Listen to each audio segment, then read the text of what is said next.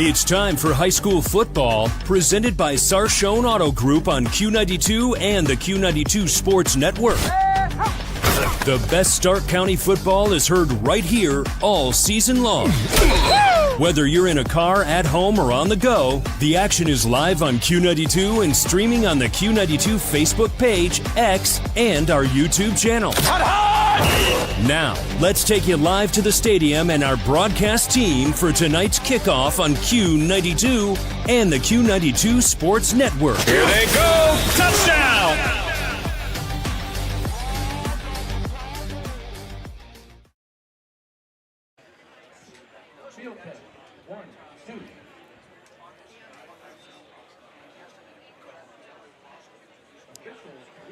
From Paul Brown Tiger Stadium in Massillon, it's time for high school football playoffs week 2.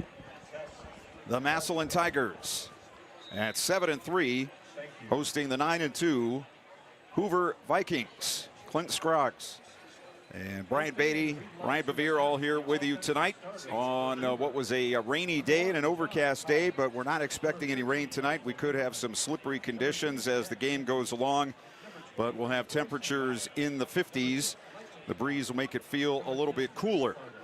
So the weather might be a factor here tonight. And we have two teams that are coming in on a roll. The Hoover Vikings, of course, winning their game in the last week against their rival Jackson, and then getting the victory in the first week of playoff action last week at home against Columbus Northland. The Tigers, of course, winning their most important regular season game of the year, that being the game against Canton McKinley 2 weeks ago at Tom Benson Stadium. Last week, they got a bye because they were in the top 4 in Division II, Region 7. So they are coming in from a week off. Hoover played last week. They got a lot of people in. They got out of that game healthy and got some good work in as they get ready. We'll see if there's any rust on the Tigers or any problem with the Hoover Vikings keeping up tonight with Massillon. We have a number of other games for you. It's week 2, and we still have a lot of local teams in action playoff-wise, and we're covering them all as we will let you know in just a few moments. We'll hear previews of all the other games we have here on a Score 7 Friday night here on Q92 and the Q92 Sports Network, and we'll also have a word from the head coach of the Hoover Vikings, Brian Baum.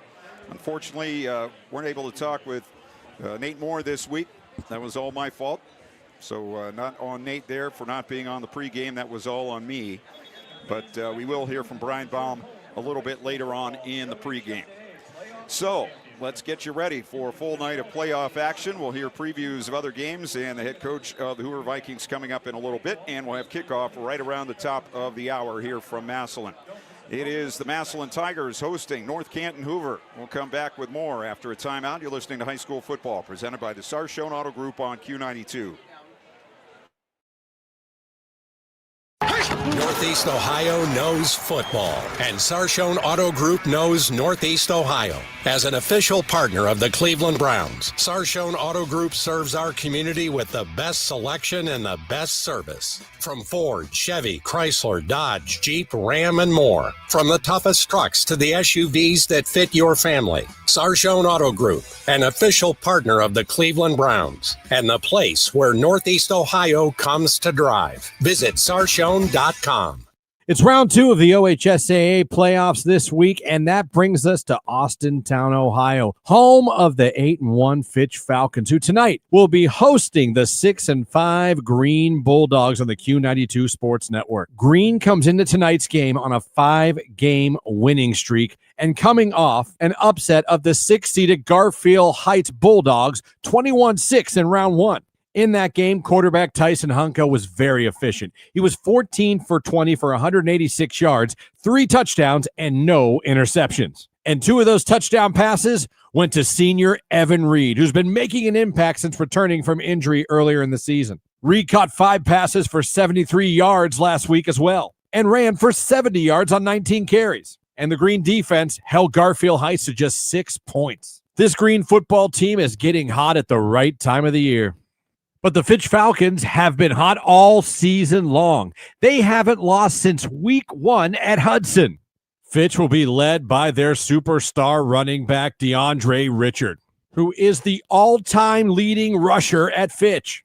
in less than 3 full seasons. Their quarterback, Colin Callagher, also runs the show very well and likes to look for his top receiver, senior Brady Evans. You've also got to be aware of their scat back, senior Junie Higgs, who can break one at any moment.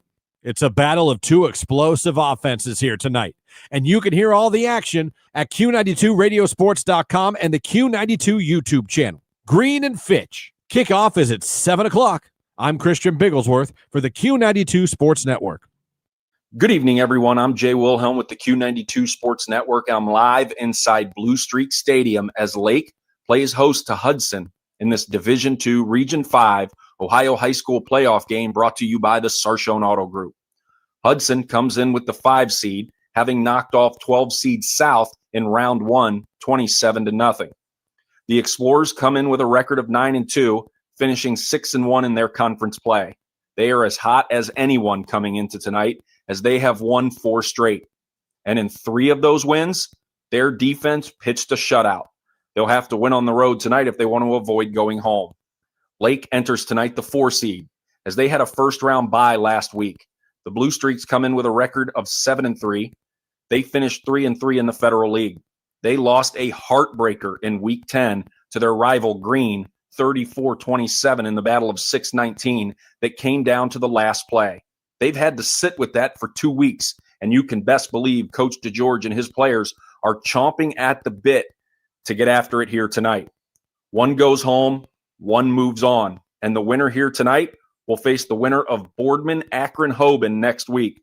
Join myself and my broadcast partner, Mike Voorhees, as kickoff is scheduled for 7 p.m. It's playoff football live from Blue Streak Stadium in Lake. I'm Jay Wilhelm with the Q92 Sports Network. Looking for quality glass and mirror work you can trust? At Cardinal Glass and Mirror in Canton, we handle it all, residential, commercial, and industrial. From window replacements to custom glass and custom mirrors, we've got you covered. We're a small, locally owned business, and we live by one promise. If we won't put it in our home, we won't put it in yours. Call today, 330-478-0075. Visit us online at cardinalglassmirror.com or stop by at 1857 Whipple Avenue Northwest in Canton.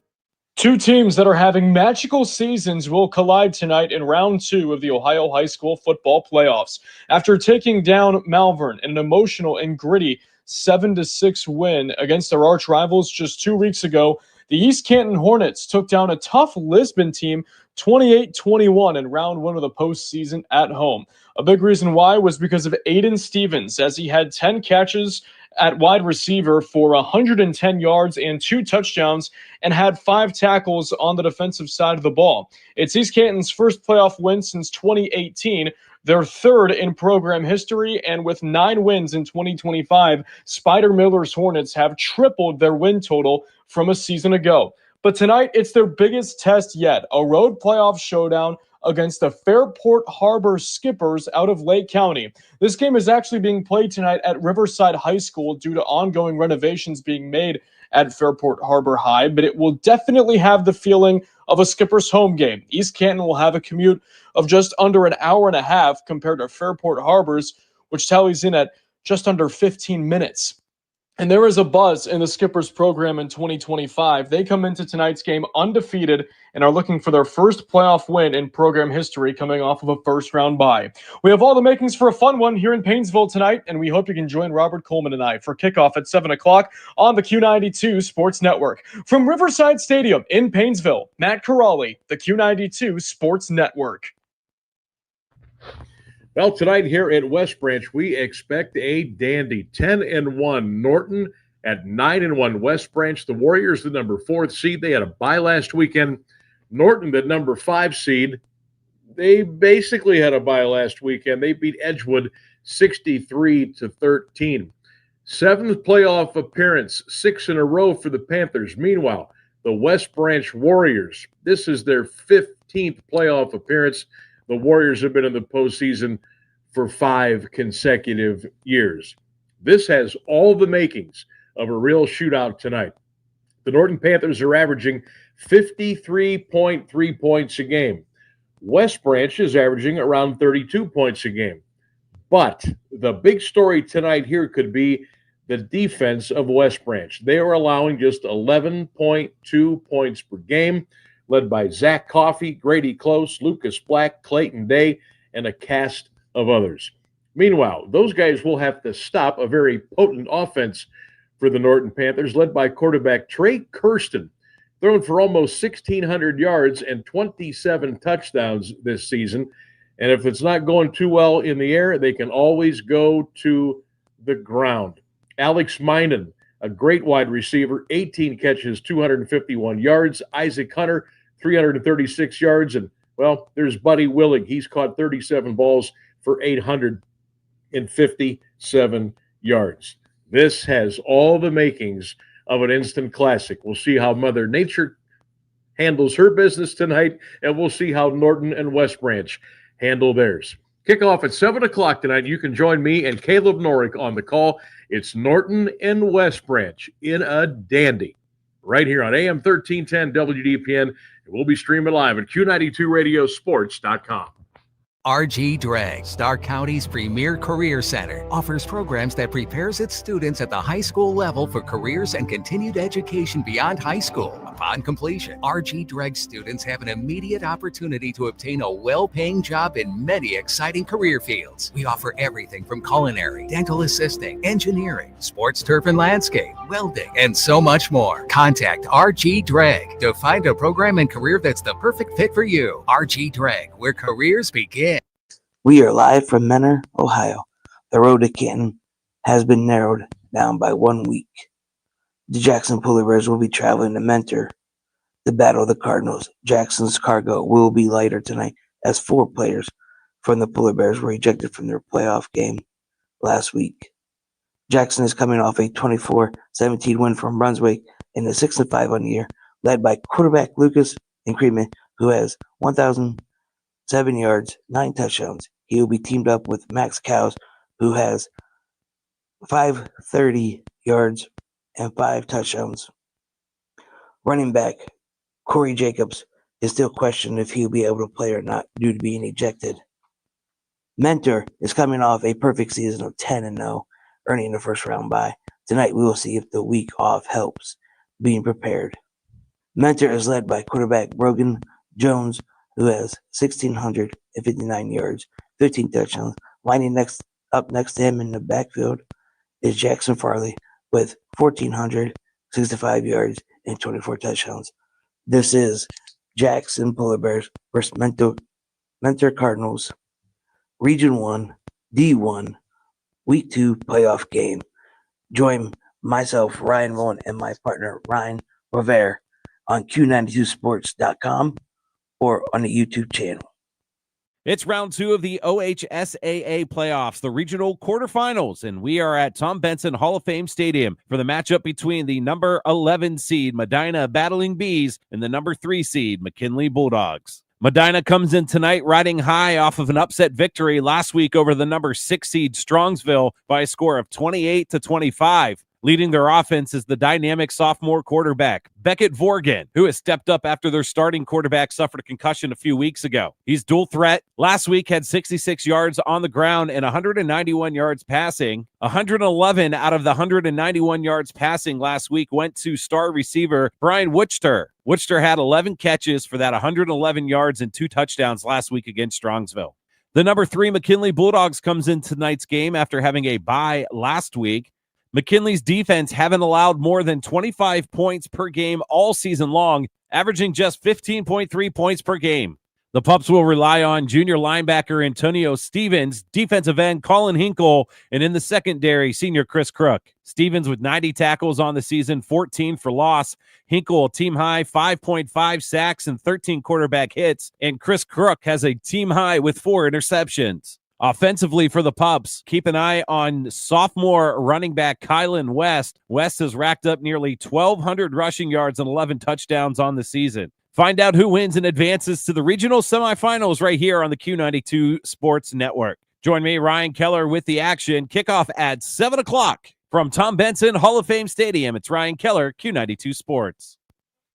The Q92 Sports Network is your home for the best coverage of high school and Mount Union football and basketball.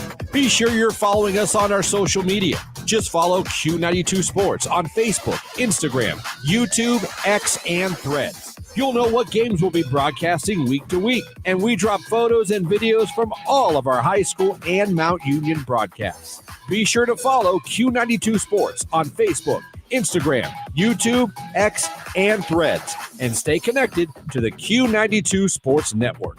Here on Q92 as we get ready for playoff action on week 2, and it's the Hoover Vikings visiting the Massillon Tigers in Division II action, and we have the head coach of the Vikings, Coach Bal, who come in off a win last week against Columbus Northland. And Coach, it doesn't seem like you could have accomplished more last week. It seemed like you got done everything you wanted to do. Was that actually the case? Yeah, absolutely. Other than, the first drive, not getting in the end zone, a couple penalties set us back. Rather than that, we started fast. We got our guys out. We got a lot of guys some action and needed to get a little bit of action there. So it was a great week for us.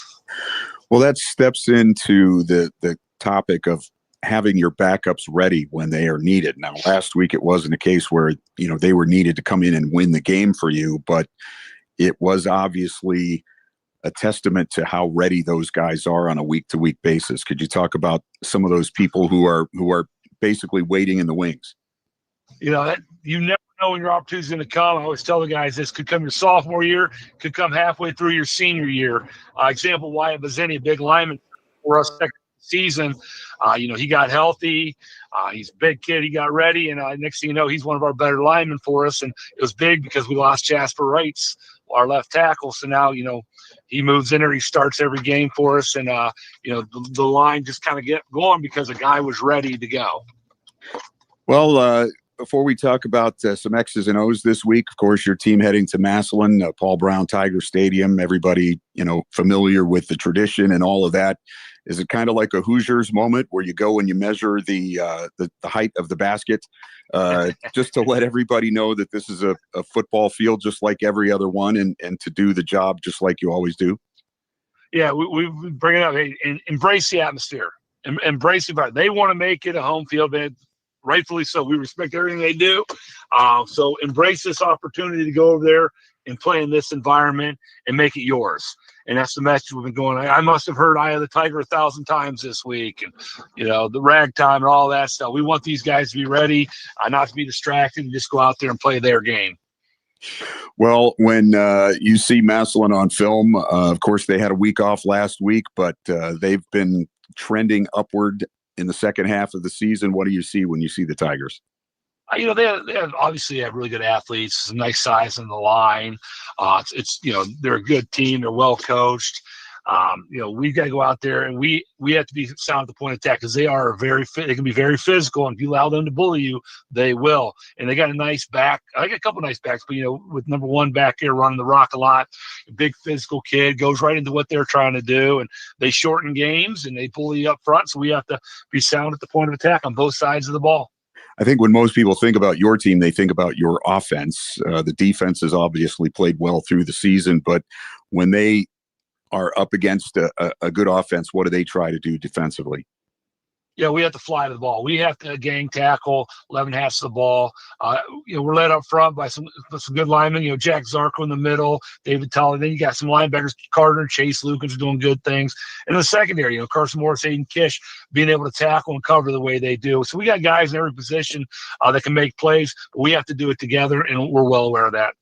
All right, that's Coach Bal, the head coach of the Hoover Vikings. They take on Massillon tonight at Paul Brown Tiger Stadium in week 2 of the playoffs. And Coach, thanks for your time and good luck. Thank you very much. Northeast Ohio knows football, and Sarshone Auto Group knows Northeast Ohio. As an official partner of the Cleveland Browns, Sarshone Auto Group serves our community with the best selection and the best service. From Ford, Chevy, Chrysler, Dodge, Jeep, Ram, and more. From the toughest trucks to the SUVs that fit your family. Sarshone Auto Group, an official partner of the Cleveland Browns, and the place where Northeast Ohio comes to drive. Visit sarshone.com. This is high school football presented by Sarshone Auto Group on Q92 and the Q92 Sports Network.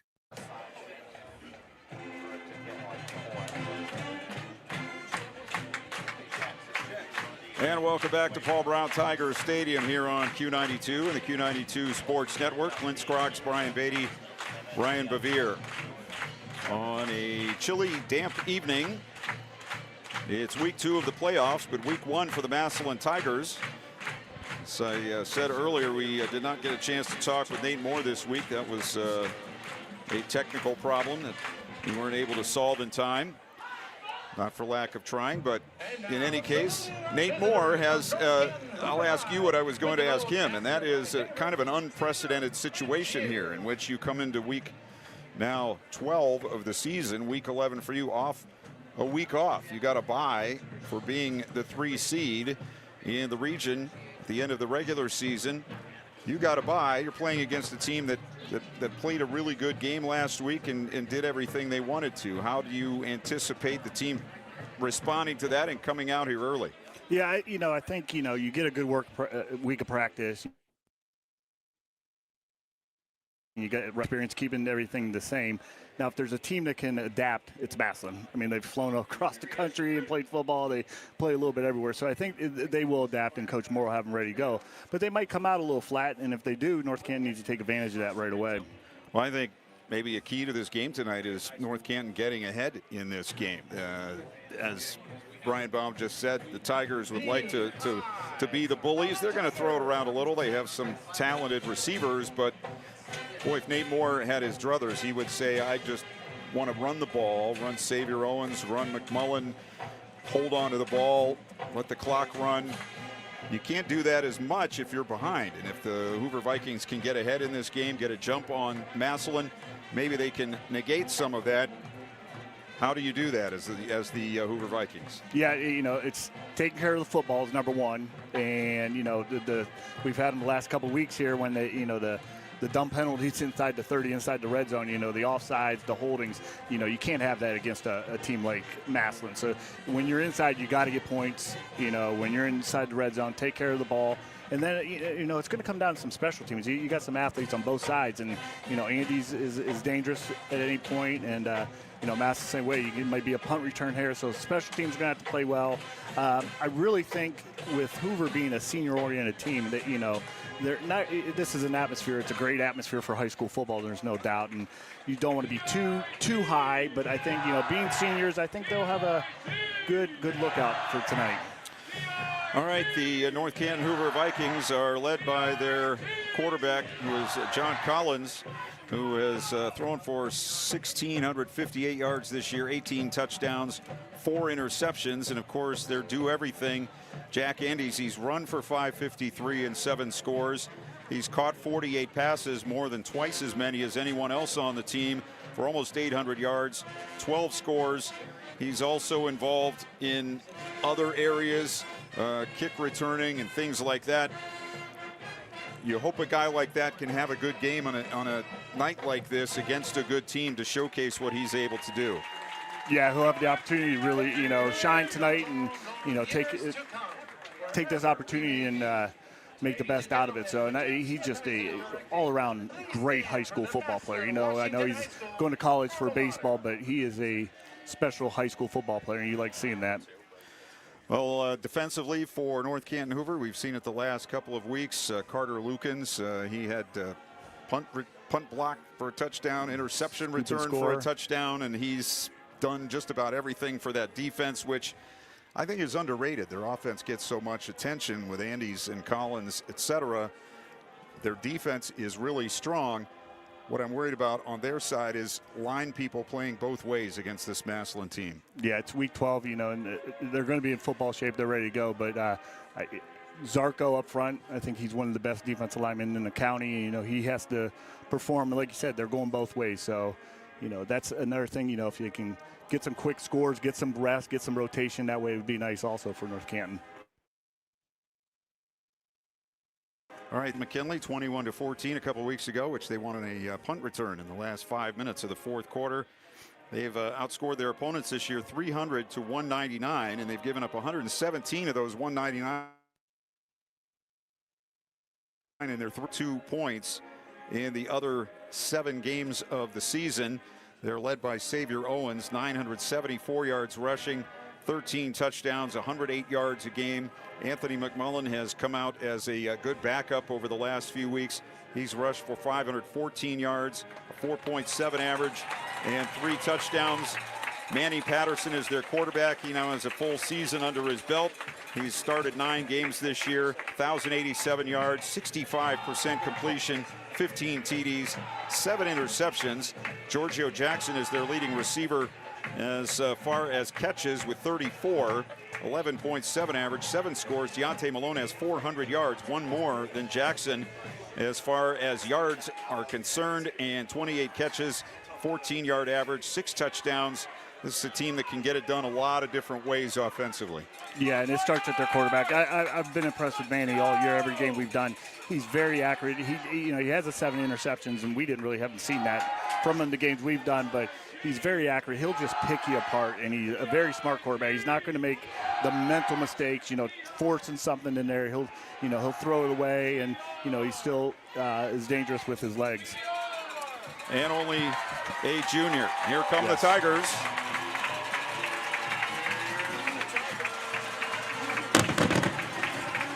They'll be wearing the all-black tonight with the orange numbers, letters, and trim. The black helmets, black face mask with the Obi logo on either side.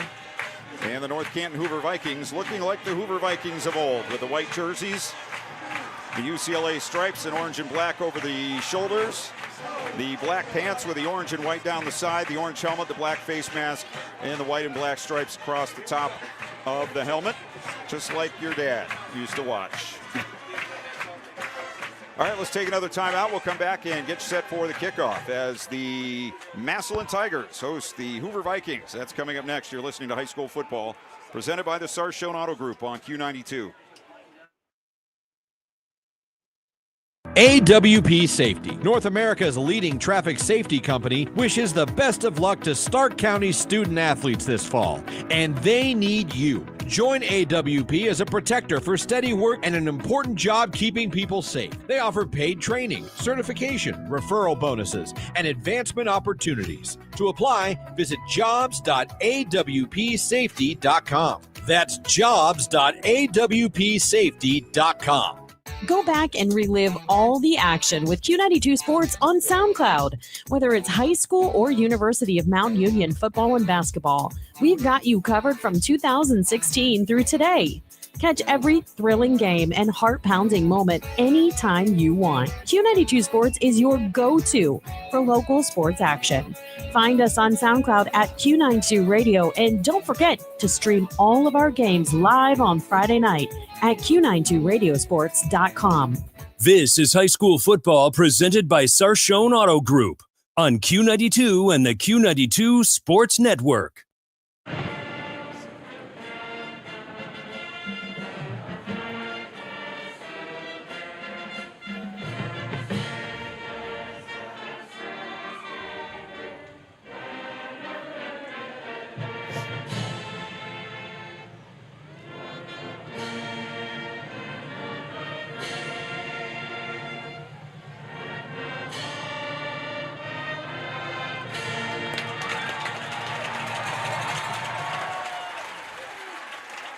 All right, we're just about set to go from Paul Brown Tiger Stadium here on the Q92 Sports Network.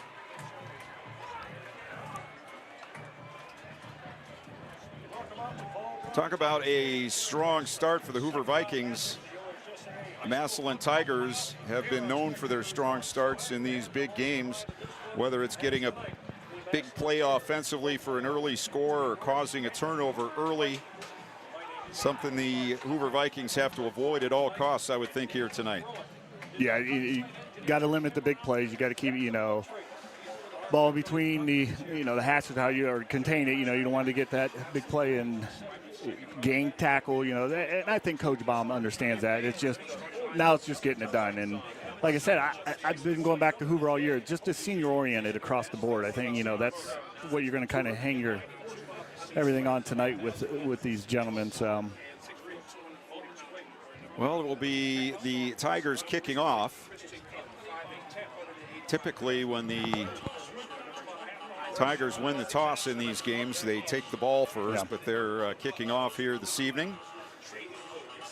And back deep for Hoover will be Bryson Byer and Jack Andes, a couple of those seniors you were talking about. Collins, a senior, Chase Lukens, Carter Lukens, not related, by the way. No. That's almost impossible to get your head around that those two are not related. Bryson Byer, senior, Carson Morris, a lot of big players for this Hoover team as we said upperclassmen. And the kicker here for Massillon.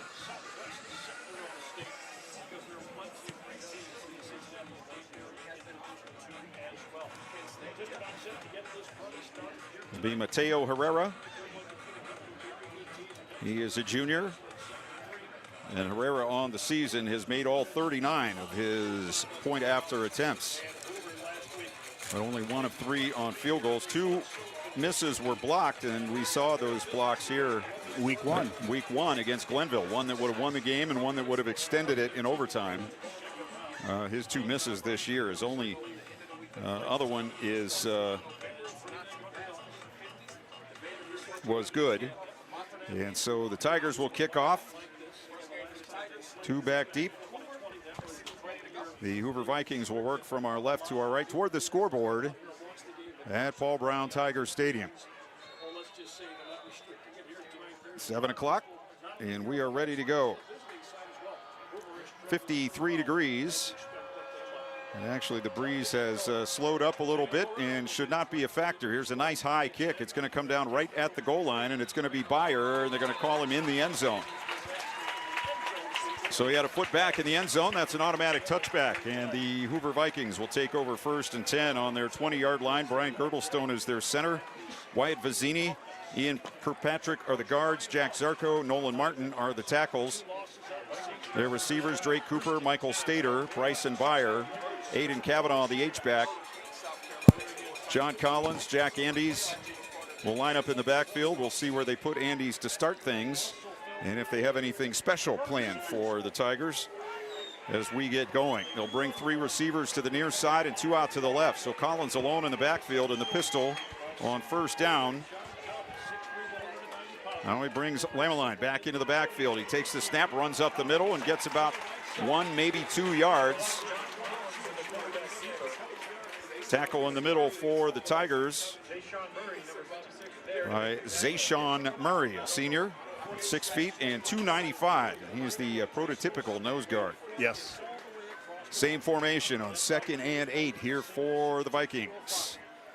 Collins, hand signal. Now he shifts Byer and another receiver out. They have 2 stacked either way and 1 in the slot, and the Tigers jump off sides.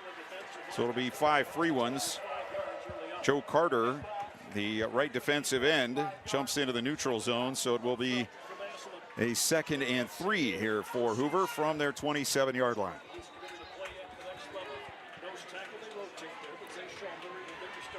So they go with 1 out to the left, wing left, 3 to the near side. Collins wants to throw. 4-man rush, deep throw down the middle. Andes has it at the 50. Andes far side 40. Andes 30, 20, 10, 5. Touchdown, Hoover Vikings. That's the big play we were talking about. That was wide open. He was in the slot inside. They stacked both outside wide receivers, brought both the corner and the free safety over that stacked, and that just got him thinking. I know we haven't seen Hoover run that, so I think they just kind of miscommunication, and Andy's right down the middle, and there's not many people in the county going to catch him. No, he outran those Massillon defensive backs. And on the season for Andes, his 13th receiving touchdown, number 19 through the air for Collins. And David Wadley for the extra point, 44 of 47 on the season.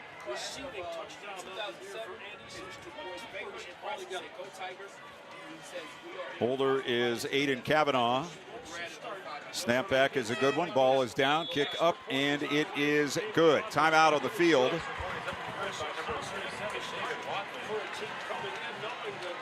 And we'll keep it here with 11:09 to go in the first quarter. We played 51 seconds. The first play was a run by the quarterback that got 2 yards. Then the Tigers were called for offsides. Touchdown pass from John Collins to Jack Andes. So just the kind of start, just like last week was the kind of game Brian Baum wanted, just the kind of start he wanted here tonight. Yeah, absolutely. You want, the big plays we talked about pregame, and Andy's, steps up, and right now he's one of the best, maybe the best kid in Stark County, and he showed it there. I'm just surprised with his speed. He doesn't look fast, but he just there. You could just see him outrunning those defensive backs from Massillon.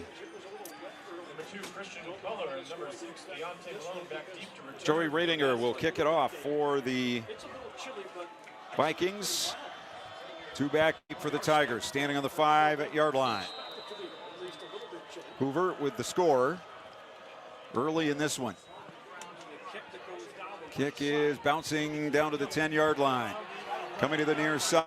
Across the 15. It's Malone, the 20, and forced out of bounds at around the 27-yard line.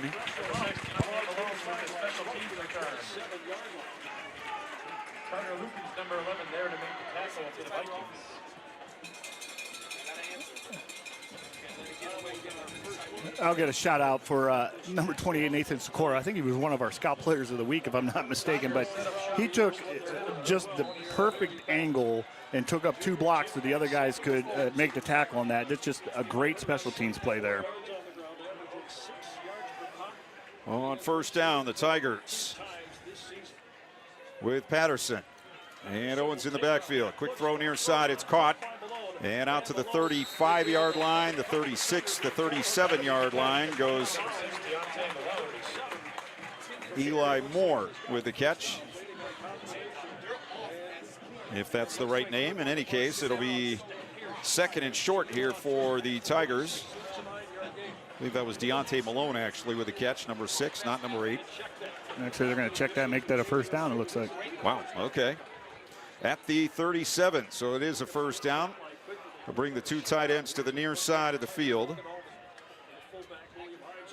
And another quick throw to the near side, and it's a catch out across the 45 to the 48-yard line by Massillon's Gio Jackson. So they go to their top 2 receivers on the first 2 plays. The Hoover defensive backs way off there and giving them the easy pitch and catch. Yeah, we've seen that, every time we've had Massillon this year, against Glenville, they've given them a little bit of space there, You got to watch the double move, but they're going to have to tighten up a little bit because he will pick you apart on those short throws.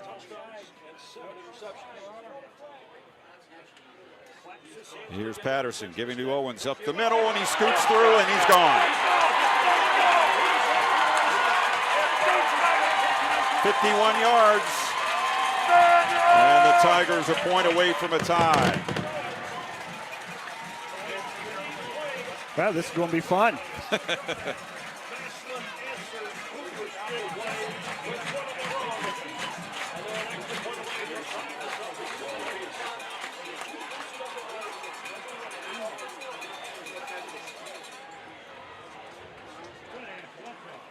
And it will be Herrera to try the extra point, as we mentioned. Perfect on the season. He's made all 39.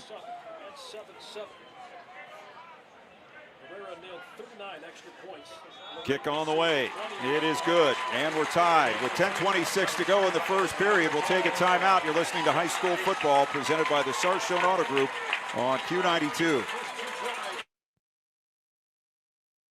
Ho, ho, ho, ho. Santa Bucks are back at Meijer. This Friday and Saturday only, save up to $50 with Santa Bucks. Stack your Santa Bucks on top of 20% off sale items for low prices on brands like Lego, Squishmallows, Barbie, and more. Clip your Santa Bucks coupon in the Meijer app and get more merry for your money with Santa Bucks. This Friday and Saturday only. Santa Bucks and Meijer. Now that's what makes the holiday season a good deal better. Exclusions apply. See all deals in the Meijer app. This is High School Football presented by Sarshone Auto Group on Q92 and the Q92 Sports Network. We played a minute and a half, and each team has a touchdown. And if I'm not mistaken, Tigers there on their 3rd play from scrimmage. They had the 2 passes that got them up from the 27 to the 37, then up to the 50, or close to the 50, the 49, and then Owens going 51 yards for the score. After Collins had hit Andes for 62 yards in a score on their 2nd play from scrimmage. So, starting all over. Here we go. 7-0 West Branch up on Norton. Fairport scored on the first play against East Canton to take a 7-0 lead in that one. And Fitch up on Green 7-0, 3.5 minutes in. So early points tonight all over the place. Here's Herrera's kick. Going to bounce it around the 10, picked up by Andes. He's to the 5, to the 10, to the 15, and out to about the 20 and the 23-yard line. Tackle for the Tigers by Josh Williams, and it's a 1st and 10 here for North Canton. So any momentum they might have gotten from that big first play, out the door, out the back door, you might say, like Xavier Owens. And we've kind of seen Mass the same start against St. Ed's a couple weeks ago when they broke, that long run right on them early, and then Masson just settled down. Flag down before the play starts, and what? We have a sideline warning. That's a pretty stern warning. Mm-hmm. That's a finger-pointing warning against a player, it appears. And I think it's the coordinator down there, and they were warning them during the kickoff to back up. And, all right, so it is a sideline warning, no penalty. So it'll be a 1st and 10 on the 22-yard line for Hoover.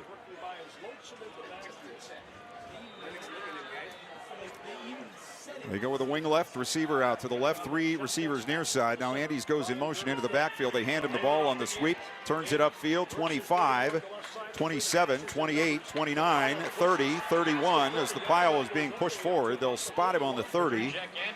So that's going to be a gain of about 8 yards on the play. Lake up on Hudson by a 3-0 count. So the returns are coming in early from all over. Yeah, I was trying to think, if it's teams that's been off, they get down, or it's been the bye teams have been hitting it early too. 2nd down and 2 for Hoover. They look to the far side for the play. 2 out to the left, 3 to the near side. They've gone with an empty backfield on every play. Collins takes the snap, looks left, throws low, but it's caught at the 35-yard line by Chris Carter. Carter, a junior receiver, has the 1st down to the 35-yard line. So they gave up the touchdown, but it's been a pretty settled start offensively for Hoover. Yeah, they're relaxed, just looking to see what they're giving them right now. This stacked twins, Masson's going to make adjustments. So they still look a little confused over on this side with it. Yeah, they take Andes from the stack on the left side, bring him in the backfield, hand him the ball, and he makes some great moves in the backfield. He could have been caught for a loss there, but he's able to get out across the 40 to the 41. So he picks up 6 yards on that play that looked like the Tigers had snuffed out. 2nd down and 4. As we said, North Canton needs to gain tackle. Massillon needs to do the same thing. Andes is a slippery back also. His feet are always going. 1 out to the left, 3 to the near side, wing left. Collins in the pistol, takes the snap. He's going to run to his left, has a seam, 1st down, 50, out of bounds on the Tiger 42-yard line. So that is a gain of 17 for John Collins. He wasn't a big-time runner this year, but he can do it when he has to. No, I think that was just more of a read. He saw the defensive end crash down, and it looks like North Canton's line they're going low on Massillon, trying to slow him down, getting into their legs quick. Collins ran for 300 yards this season as they'll give it to Andes up the middle. Waits, finds a hole. He has the 1st down again and into the secondary. To the Tiger 26-yard line.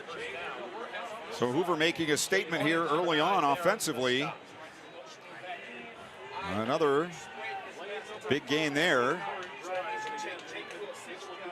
Yeah, pulled the tackle, and Andy's followed right behind him on a power play, and he's great vision. He finds that seam. He's going to take it quickly and get north-south.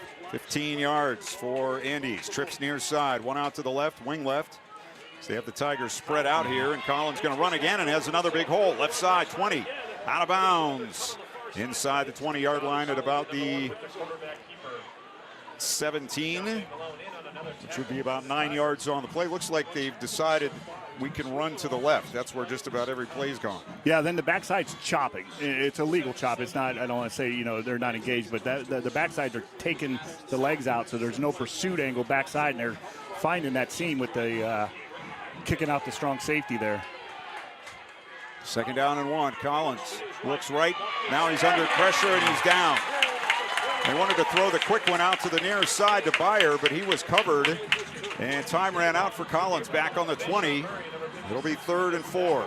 Yeah, Braylon Gamble stepped up. They wanted to hit quick bubble, and Gamble stepped right in front of it. It was smart that he didn't throw it and lived for a 3rd down here. Of course, Gamble made the clinching interception in the game against McKinley 2 weeks ago. Tigers showing blitz here on 3rd and 4. Hoover on the Tiger 20-yard line. We're tied at 7. 7:20 to go in the first quarter. Collins again in the empty backfield. Takes the snap, runs left, tries to get outside, and goes down for a loss. Back at the 28-yard line. So now you're looking at a field goal. You're not really looking at a field goal. That would be 40-plus. So it'll be 4th and 7 on the 28-yard line. And the Vikings offense stays on the field. Yeah, I think North Canton thought they were still going to bring that blitz, so they ran that run, and Massillon took the blitz off after the audible. 2 receivers stack each way, 1 in the slot left, and a whistle and a timeout for Massillon. With 6:41 to go in the first quarter, we'll take a break. We're tied at 7. You're listening to High School Football, presented by the Sarshone Auto Group on Q92. High school football exemplifies the true meaning of teamwork. At Friends and Family Credit Union, our team of local friendly professionals offer the same true spirit for our members with a wide array of products from vehicle loans to personal loans, family secure checking with ID Protect, mortgage, home equity line of credit, and more. For over 60 years, we have the game plan for your financial well-being. Visit any of our 3 convenient locations, online or mobile banking. Now, more than ever, it's time to bring a friend into the family. This is high school football presented by Sarshone Auto Group on Q92 and the Q92 Sports Network. 7-7 here, 6:41 to go in the first quarter. Each team scoring within the first 3 plays offensively on their first possession. Hoover has driven from inside their own 30 to the Massillon 23, but now they've been pushed back to the 27, and it's 4th down, 4th and 6 on the 27. Collins brings Andes in motion, fakes to him, now he's gonna run left, it's thrown. It was handed off, and the throw back the other way was underthrown, and it's intercepted. I thought Collins kept the ball, but it was handed off. And Collins out of the backfield was running free, but the pass was way underthrown. And the Massillon defender stepped in front and picked it off back on the 18-yard line. Yeah, we might have found Andy's Achilles heel. He's not a quarterback, but that's okay. That was throwing-wise, he's not. But what hurt there, I think Collins gave the fake too well. That outside linebacker stayed with him. I think if he would have just gave it to him and kind of just stood there and then took off, I think the pursuit would have went.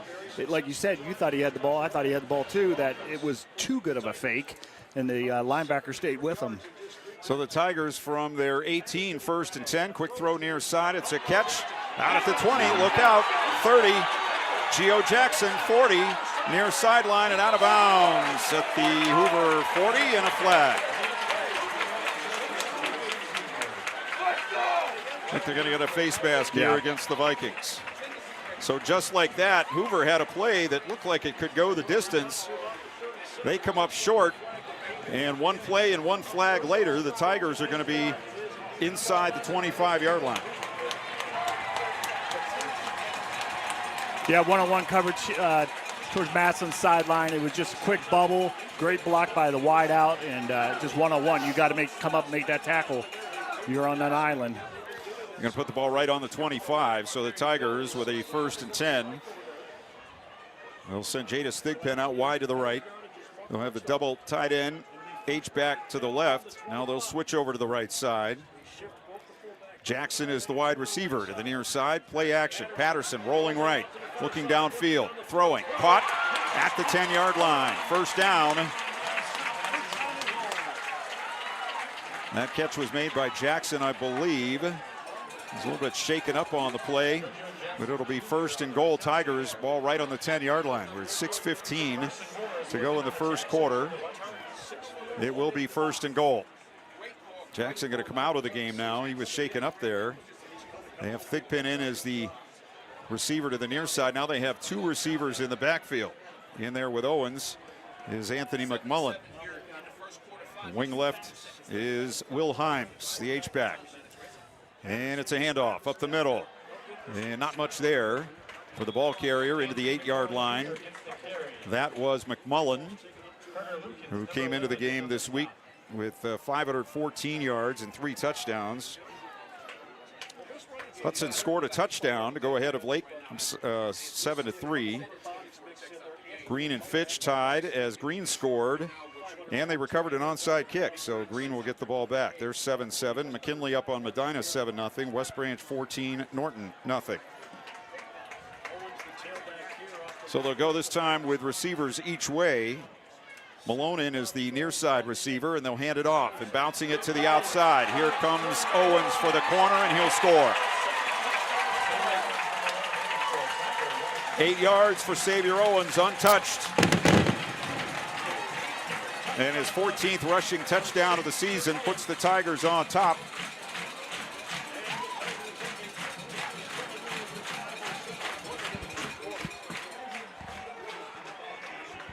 Tackle did a great job there, sealing number 5 Aiden Kish. And from there, you just run to the pylon. The first one to the pylon wins. So that was a nice run. Some great blocking up front by Massillon. So Herrera back in for the extra point.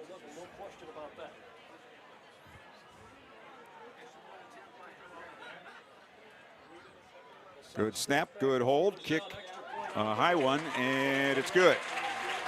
So we'll take a break. Now with 5:07 to go in the first, it's Massillon 14, Hoover nothing. You're listening to Hoover 7. You're listening to high school football, presented by the Sarshone Auto Group on Q92.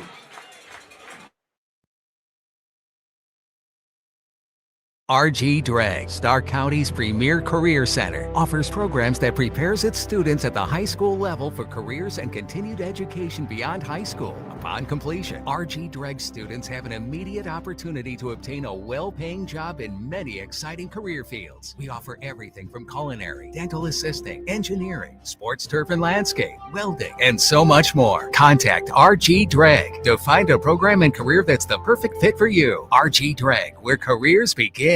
This is high school football presented by Sarshone Auto Group on Q92 and the Q92 Sports Network. Go back and relive all the action with Q92 Sports on SoundCloud.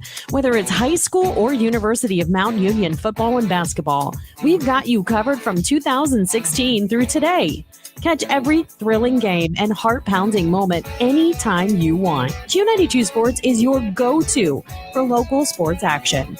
Find us on SoundCloud at Q92 Radio, and don't forget to stream all of our games live on Friday night at Q92radiosports.com. This is high school football presented by Sarshone Auto Group on Q92 and the Q92 Sports Network. Massillon kicking off after the 8-yard touchdown run by Xavier Owens, and the kickoff by Herrera 5 yards deep in the end zone. He does have a breeze at his back, not a very stout one, but enough.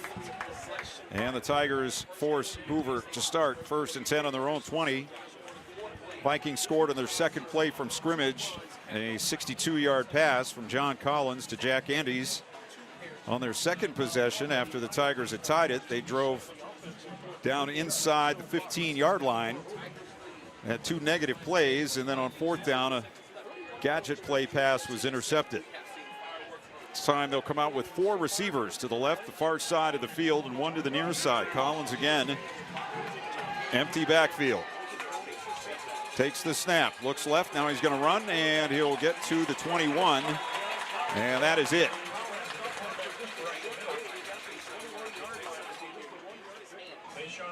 I again believe that was the nose man. Say Sean Murray making the tackle. He's a hard man to move out of there. So 2nd and 9. One back this time. To the left of Collins in the pistol. 4 receivers, 3 to the near side. They look to the far side for the play to come in from the bench. We're at 4.5 minutes here of the first quarter. And it's 14-7 Massillon. Collins takes the snap, 4-man rush. Now he's going to run. He spins away from one man, dives forward and gets to the 23. That will be a gain of a couple more and bring up 3rd down and 7 here for the Vikings. Yeah, I think that was a design draw, actually. He just faked the bubble. The last time they tried to run that, it wasn't there. So the lineman blocked, released, and went downfield, but Betcher, who made a nice play, trip him up there. 3rd down and 7. Green has taken a 14-7 lead over Fitch. 14-7 here, and we have flags and whistles, and that play is stopped. It'll be a false start against Hoover. It's like the right side tackle wanted to get moving a little bit quicker to pick up that rush.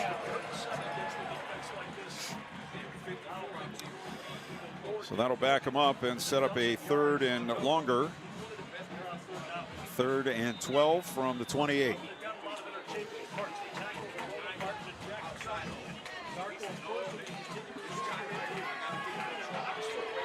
Well, they're late getting to the line of scrimmage. Still have 12 on the play clock, though. 2 out to the left, 3 to the near side. Collins calling signals. Back to throw. Rush coming up the middle. Collins going to run out to the left side. This time he's got room. 35 or 25 and 30 and out of bounds on the 31-yard line. That'll be a 1st down. Looks like we might have a holding there after he got out. Yep, that one's coming back.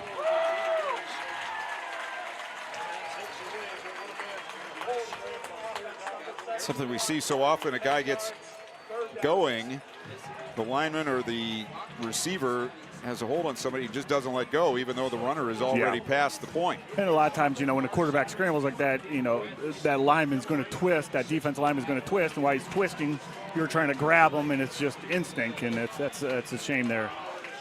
So wipe out the 1st down, and now it's 3rd down and 20 for Hoover on their own 10-yard line. Vikings going backwards. Collins back, sets up, gonna fire over the middle and intercept it. Back to the 20, 10-5 touchdown.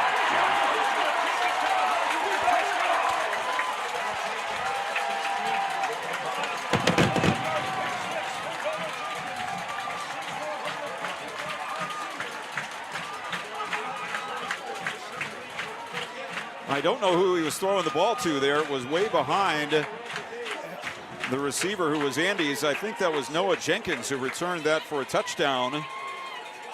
And just the disaster of disasters on that possession for the Vikings. Not only costing themselves with penalties, as you mentioned in the pregame, a huge turnover, which you also mentioned. Yeah, that's just a compound. Yeah, Andy's was dragging across the middle. They let everyone clear out, and he had a step. It would have been a tough throw, but you got to lead him, and that ball was way behind and high. And that's unfortunate. We haven't seen Colin make that kind of mental mistakes, but that definitely was. They had nice protection on it, too, so he wasn't rushed. Just can't make those kind of plays in a big game like this. So it's now 21-7 for Massillon. We're still in the first quarter. We still have 3:11 to go.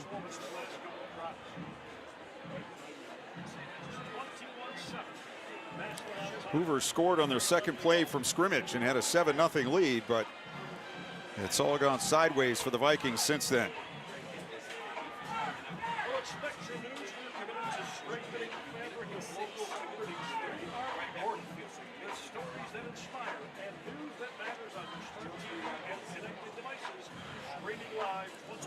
So it will be a kickoff here for Herrera.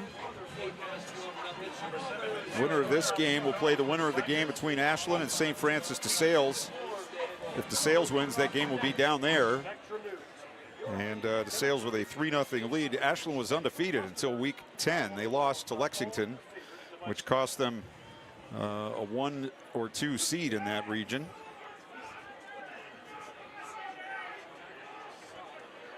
Or at least a bye in that region, a top 4 anyway.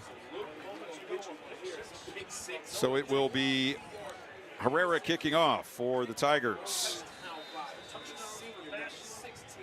And it is 21-7. And the Hoover offense, which just had a disastrous possession, is going to be right back out on the field. And if this kickoff is handled, Herrera boots it away. Far side of the field. Andes will let it go into the end zone. 4 yards deep. And it will be 1st and 10. Hoover again from their 20-yard line. Every drive's big, but this is a big one. At least flip the field position and get some positive vibes here. East Canton 7, Fairport Harding 7. End of the first quarter. Harding scored in the first play of the game there. End of 1, Hudson 7, Lake 3. Green up on Fitch 14-7.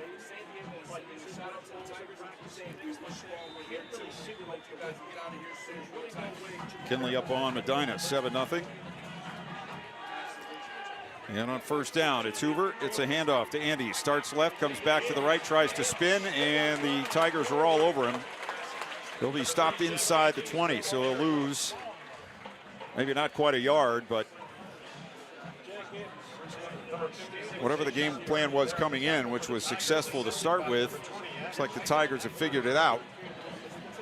Yeah, they've made some nice adjustments.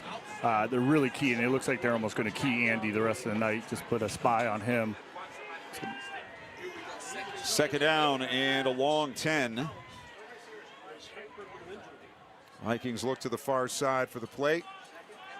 They have a wing to the near side and 2 receivers each way. Collins in the pistol. Good snap, back to throw. Throws out to the left. Andes. Did he hang on to that? I don't think he did. He dropped it. Tried to stick the hand out there and reel it in. Could not do it. So it's incomplete in 3rd down and 10. It would have been about a 5-yard gain. And now Hoover find themselves in another very dangerous position. They'll bring in Elijah Freisen as the 5th receiver. 3rd down, 11 for Hoover on their own 19-yard line. Back is Collins, flag down. And the play is stopped.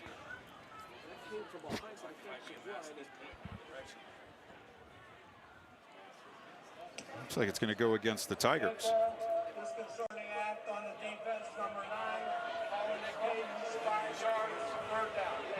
I'm sorry, I didn't hear what he said there. Disconcerting act. There, I'll get it. All so right. He probably was simulating the snap, something to that. That's something I know they're really looking in college. Coach Moore is not happy about it. He's calling a timeout. He's asking. He wants an explanation on it. That's an odd call. That is an odd call. Though, I mean, how often does that happen during the game? That's, to me, as a spectator, that's a cardinal sin. That's like you can't let anybody ever get away with that because the whole play starts with that. Yeah. Does it happen a lot? Yeah, you know, I've watched the other night. I think it was, I can't remember what college game it was. They called it on the quarterback for snapping his hands too loud on the adjustment, and I was in awe. I can't remember what game it was, but that you've seen it. You know, they don't want the defensive lineman jerking and stuff. I haven't seen it in high school. It must have. I didn't even know it made its way down to high school, but it's something they're looking at. But it's always been part of the game. And you study that as a coach. You find out what their snap count is. So your scout team is going to run the snap count that the opposing team does. So you get used to hearing what they're doing that way. So, well, that was a charged timeout to Massillon. So they have 1 left. Nate Moore still he might have called a timeout there. I think he did. Yeah. Yeah, he wanted the full explanation there. Show me the page in the book. me, I'll have to say. Even where the umpire's at, that's hard to see. I don't know what he saw exactly. If it was a shift or saw or heard, one or the other. Back to throw Collins now on 3rd and 5. Deep down the middle, caught by Andes across the 50 and down to the Massillon 41-yard line. Flag came in, and it looks like it might be a hold against the Tigers as Andes was running by the defensive back, who was Deontay Malone, and a perfect throw over the top by Collins. And a huge couple of plays there for Hoover. They get out of jail, and they're now on the Massillon 41-yard line. Yeah, Andy's a special kid. You know, everyone in the stadium knows where the ball is going to go to. That's where they went. One-on-one coverage. Massillon tried, and once again, Andy's made a nice catch and a great throw, like you said. He comes in motion into the backfield. Handoff, Andy's up the middle, looking for a hole, and he's tripped up after a couple of yard gain. Another tackle for Zayshawn Murray. Pickup of 2, 2nd and 8. Under 2 minutes to go in the first quarter. Tigers 21, Vikings 7. Hoover on the Massillon 39. They'll bring 3 to the near side. Andy's the inside man. Byer next to him, 1 out to the left. Collins with a wing left, which is Aiden Kavanaugh. And the wide man to the left is Chris Carter. Collins looks, pumps, now he's going to run. Far side, cut down on the 36-yard line. That'll be about a 3-yard pickup. And it sets up a 3rd down. Well, they gave him 2 to the 37. Yeah, I think Coach Ryan Henry, the offense coordinator for North Canton, says if there's plays you can specifically see that if he's not there, that look's not there, he's supposed to just take it out the backside and get it as much as you can instead of sitting back there and getting sacked. So that's almost a design draw if it's not there. 4 to the near side, 1 to the left on 3rd and 6. Collins, blitz, sack. Nobody touched the man coming up the middle, which was Joe Carter. And he just shot through there and wrestled down the quarterback back on the 42-yard line. So it'll be 4th and 11. And the Vikings will be in punt formation. They will have to run this play before the end of the quarter. About a 6-second difference between the play clock and the game clock. That's when you trust your athletes on the outside, be able to man up and bring a linebacker like that on a blitz. And it just miscommunication up front by Hoover. Kick by Hoover is taken down inside the 13-yard line by Malone. So it'll be 1st and 10 on the 14. 28 on the punt by Andes, no return. And we have 7 seconds left in the first quarter. You would normally think, well, you know, run the ball here, quarter over. You never know what you're going to get from the Tigers in this situation. Patterson will have, it's like Sebastian Harper in the backfield with him. And it will be with 7 seconds left in the period. It is Patterson back to throw, looks left, throws screen out to the right. No blockers over there for the receiver who goes out of bounds at the 17-yard line with 1 second left in the period. They threw it out there. Well, he did have one blocker, but he was way downfield and didn't get his man. So that is a pickup of about 3 on the play. Well, they keep moving the stick farther up. Pickup of, we'll call it 4. 2nd and 6 on the 18-yard line. Patterson in the pistol. Patterson takes the snap. Quick throw far side. It's caught. 25, 29-yard line by Jackson, and that will end the first period. And after one from Massillon, our score, the Tigers 21 and Hoover 7. We'll take a break. You're listening to High School Football presented by the Sarshone Auto Group on Q92. Go back and relive all the action with Q92 Sports on SoundCloud. Whether it's high school or University of Mount Union football and basketball, we've got you covered from 2016 through today. Catch every thrilling game and heart-pounding moment anytime you want. Q92 Sports is your go-to for local sports action. Find us on SoundCloud at Q92 Radio, and don't forget to stream all of our games live on Friday night at Q92Radiosports.com. This is high school football presented by Sarshone Auto Group on Q92 and the Q92 Sports Network. Massillon leads here after one, 21-7. McKinley up on Medina, 7-0. Hudson leads Lake 7-3. Men are up on Jackson, 28-6. East Canton and Fairport tied at 7. Let's see what else we have. East Canton 15, Fairport 7. Green 14, and Fitch 7. Tigers starting on their 29 with a 1st and 10. Quick throw out to the far side, and a catch and a pickup of about 3 on the play.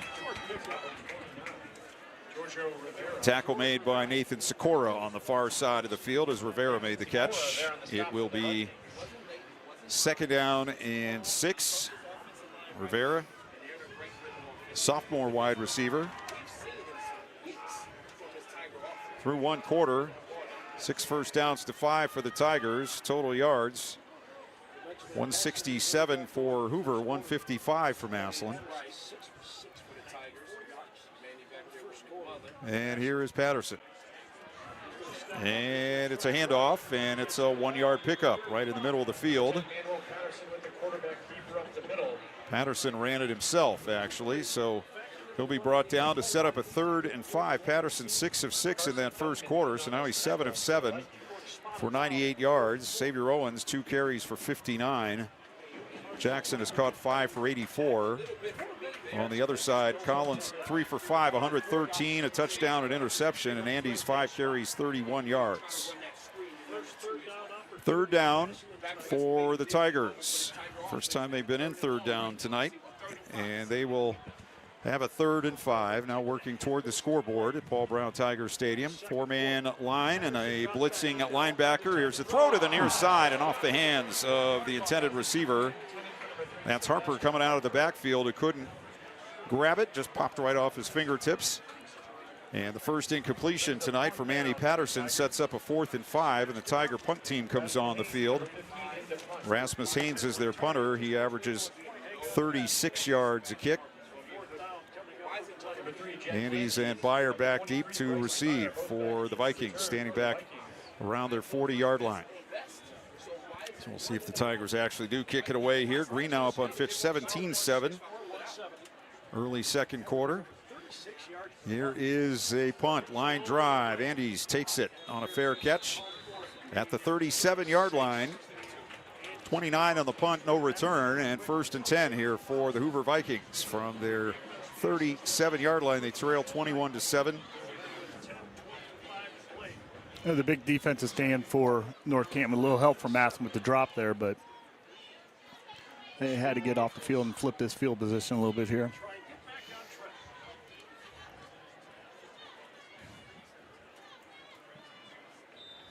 So 1st and 10. Wide to the near side comes Chris Carter. He'll have Byer inside him. They'll have 1 out to the right. They'll have a wing right and 1 in the backfield. On 1st and 10, Collins in the pistol. Hands to Andes, running right, and he's wrapped up and dropped for a loss. You're going to put him back on the 35, so that's a 2-yard loss.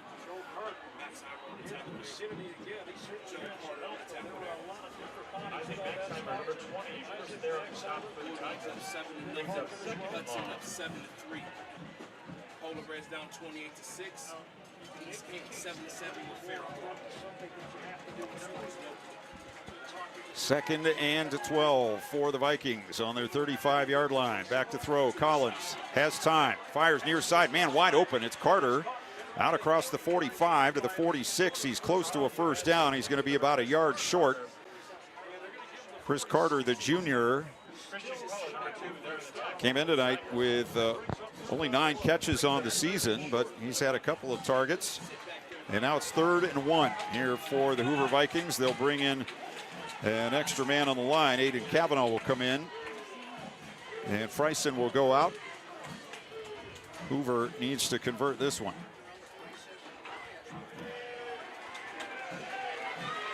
They go with 2 to either side of the formation, 5 on the play clock. Looks like they're trying to get somebody in motion, and they're going to have to call a timeout. Yeah, there was supposed to be some motion there. Collins and Andes were both waving, and nobody moved. So they called a timeout. We'll take the break. 9 minutes left first half. 21-7 Massillon. You're listening to high school football presented by the Sarshone Auto Group on Q92. Looking for quality glass and mirror work you can trust? At Cardinal Glass and Mirror in Canton, we handle it all, residential, commercial, and industrial. From window replacements to custom glass and custom mirrors, we've got you covered. We're a small, locally owned business, and we live by one promise. If we won't put it in our home, we won't put it in yours. Call today, 330-478-0075. Visit us online at cardinalglassmirror.com or stop by at 1857 Whipple Avenue Northwest in Canton. This is high school football presented by Sarshone Auto Group on Q92 and the Q92 Sports Network. Hoover with a 3rd down and 1 from their 46-yard line with 9 minutes to go in the first half. Big Walnut leading Walnut Ridge 22-0.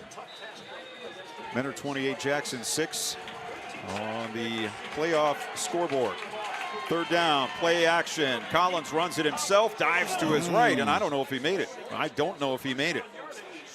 Instead of diving over the top, he tried to go low, and he was hit head on by one of the Tiger defenders, and they're spotting it with the nose of the ball almost to the 47. We have an injured Hoover player down on the field now. The yard marker is set up on the far side just over the 47. I don't think he made it. No.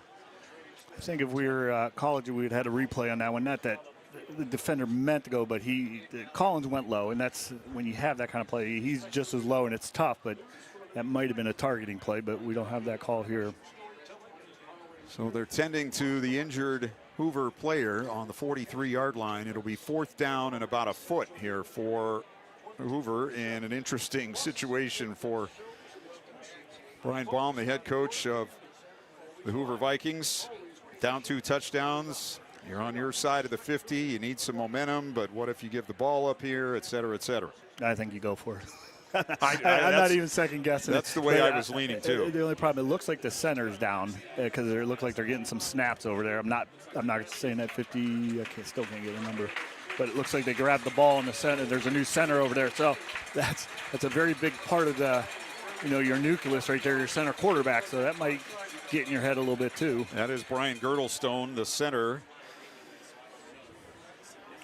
He's a senior. We mentioned all the seniors on this Hoover team, and he's up and walking off to the far side, but he'll have to be out at least one play.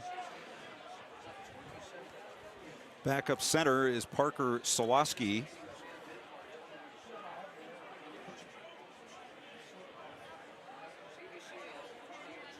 He is a sophomore. So there you go. They're going to measure, but it seems to me that it's short. As I said, the ball has to go just over the 47, and it's just short of the 47 now as they stretch out the chains.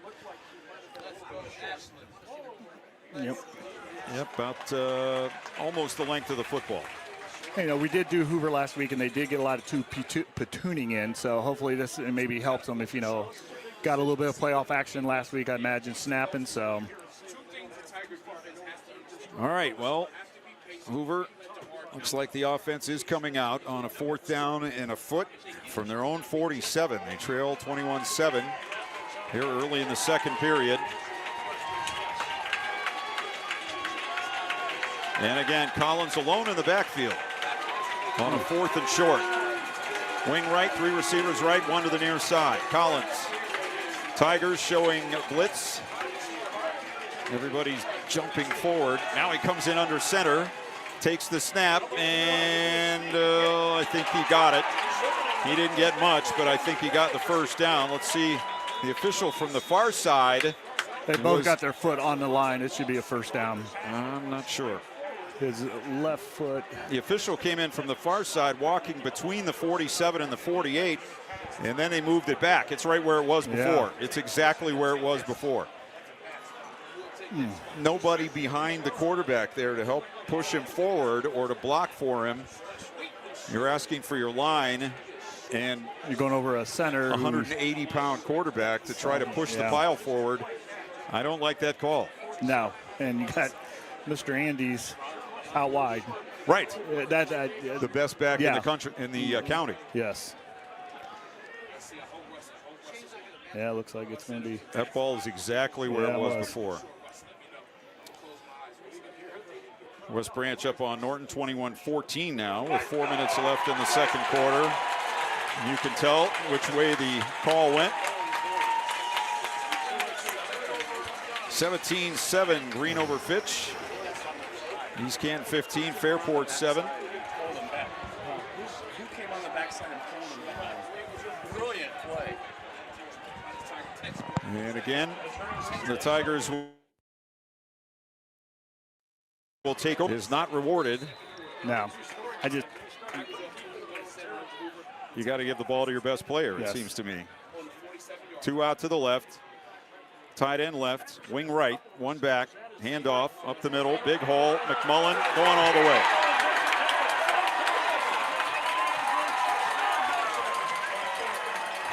I wish I had predicted it, because I knew that was going to happen. Yeah, that's what great teams do. They take advantage of mistakes from the other team, and they're going to go right at you. And 47 yards. McMullen with the touchdown.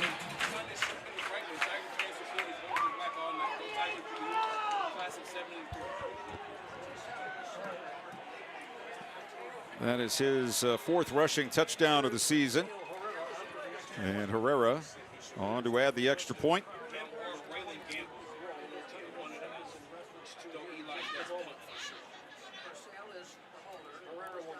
Kick on the way, and it is good. Timeout, 8:17 first half. 28-7, Massillon. You're listening to High School Football, presented by the Sarshone Auto Group on Q92.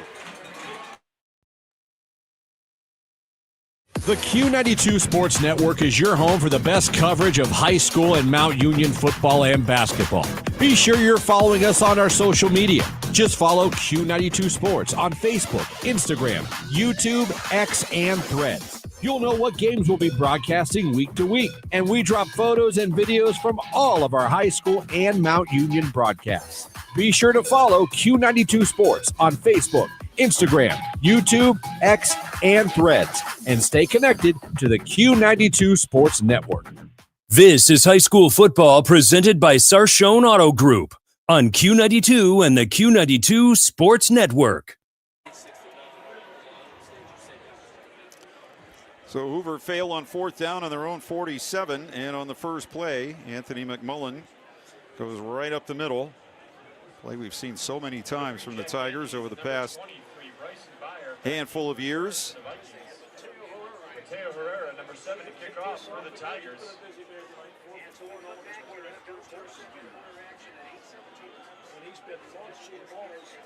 So a 3-touchdown lead for Massillon. Hoover scored on their 2nd offensive play of the night. They've had other chances tonight to make some noise, but have not taken advantage of them. And every time, Massillon has made them pay. Herrera kicks a short one to the near side. It's going to bounce and up to Andes at the 15. Now he gets it. He's to the 20 and out to the 24-yard line or so. We'll call it the 23.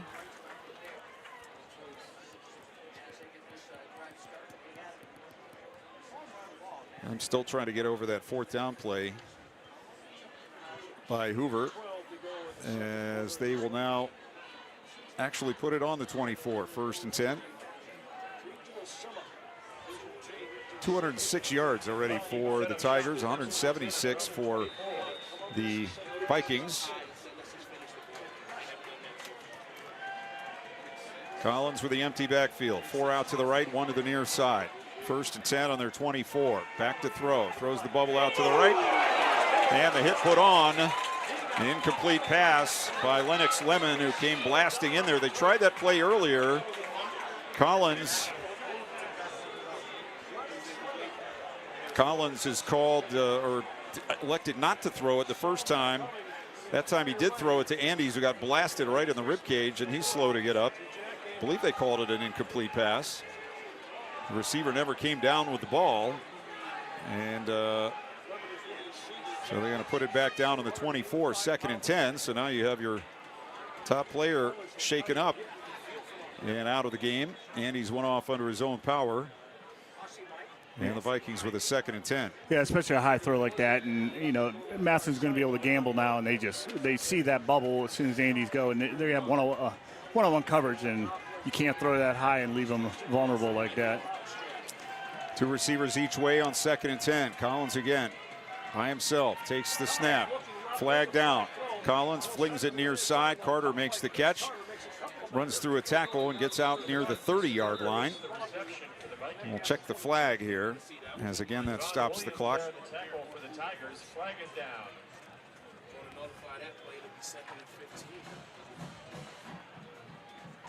8 more says move them back, so this one's going to go against the Vikings. Must have been illegal formation because they didn't stop the play, so it wasn't a false start. East Canton 22, Fairport 10, halfway through the 2nd period. Coach Spider Miller got them going in East Canton. I love it. Dude, their uniforms, they have, I always go by pants, 21 pairs of pants. They got kids that are playing both ways, let's put it that way. Playing 4 ways. Yes. Collins, another flag, throw, catch, Byer, 25, 26-yard line.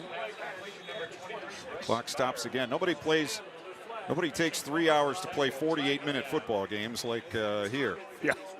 You gotta. Well, I think these calls are coming from the side. I think the tackle may be lined up too deep in the backfield, and that's making the wide out ineligible. Have an injured player down on the field. That looks like another Hoover player, and it might be Byer. That's about where the tackle was made, at the 26-yard line. So let's take a timeout. 7:40 to go in the first half. 28-7 Massillon. You're listening to high school football, presented by the Sarshan Auto Group on Q92. Go back and relive all the action with Q92 Sports on SoundCloud. Whether it's high school or University of Mount Union football and basketball, we've got you covered from 2016 through today. Catch every thrilling game and heart-pounding moment anytime you want. Q92 Sports is your go-to for local sports action. Find us on SoundCloud at Q92 Radio, and don't forget to stream all of our games live on Friday night at Q92Radiosports.com. This is high school football presented by Sarshan Auto Group on Q92 and the Q92 Sports Network.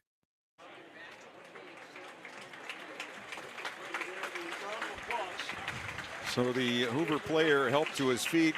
I think that is Bryson Byer, and not putting any weight at all on that right leg.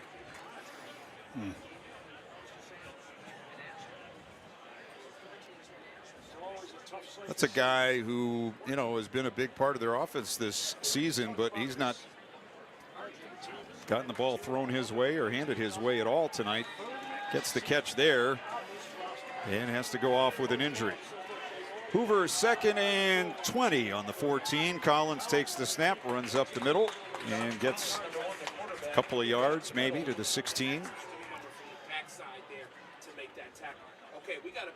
Now you get, you know, just some offsetting penalties or offsides penalties in 10 yards behind the sticks, and you just can't do that. You're in a situation here as a coach. You're in.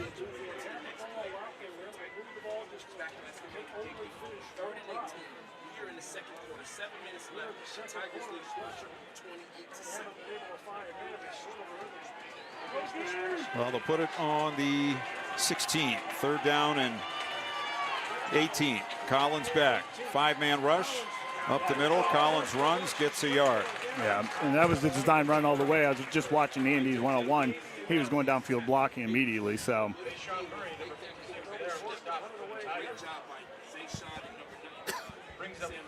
Almost looked like they were trying to set up field position for the punt, which way they wanted.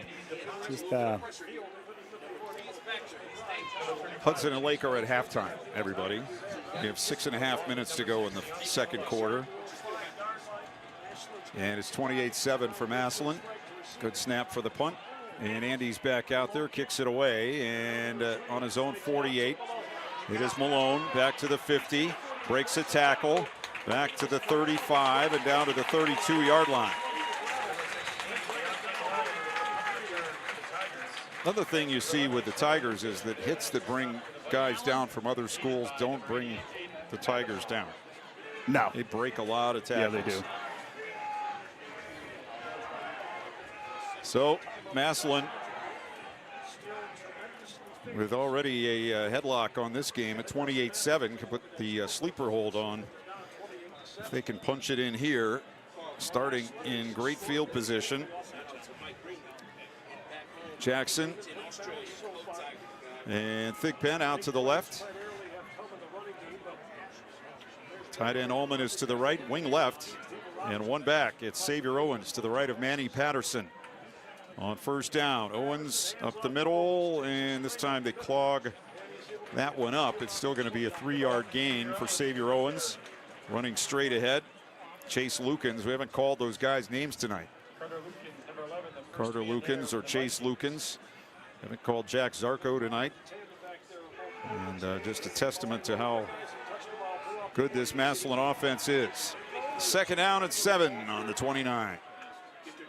And Hoover jumps off sides. Owen Williams, the junior defensive tackle, will make it second down and 2.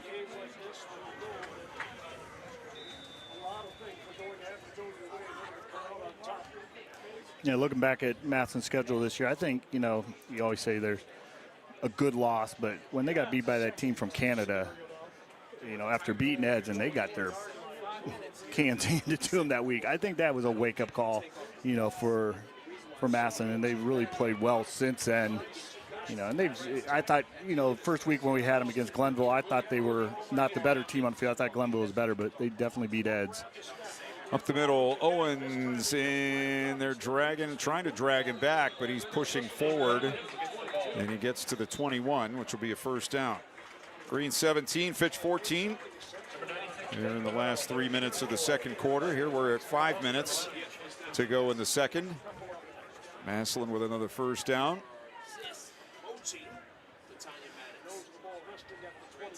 And they come out in the same formation. This is what Brian Baum was talking about in the pregame, about them shortening the game and trying to be the bullies on the field and just lining up in this tight formation. They have the 2 tight ends now switched to the left side, and Owens to the left of Patterson. This time he's going to throw, however. Looking downfield, looking for the end zone. Man open. Touchdown, Tigers. Jadis Thigpen makes the grab for the score. His 4th receiving touchdown of the season, and the Tigers extend the lead. Yeah, 2 double moves over there on the North Canton sideline. Great protection. You were just mentioning the 2 tight ends, H-backs. Great block by Logan Allman, number 13, and number 34, Will Himes. They don't get a lot of credit. They're just glorified linemen, but you watch them the whole game. They do a great job picking up blitzes. They really, really do their film study, and they know where their guys coming from.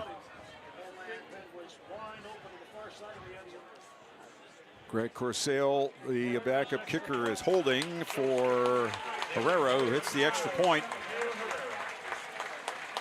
And it is good. And it is 35-7. 4:37 left first half. We'll take a timeout. You're listening to High School Football, presented by the Sarshone Auto Group on Q92. The 8-0 and number 2 nationally ranked Mount Union Purple Raiders take on the Marietta Pioneers this Saturday afternoon.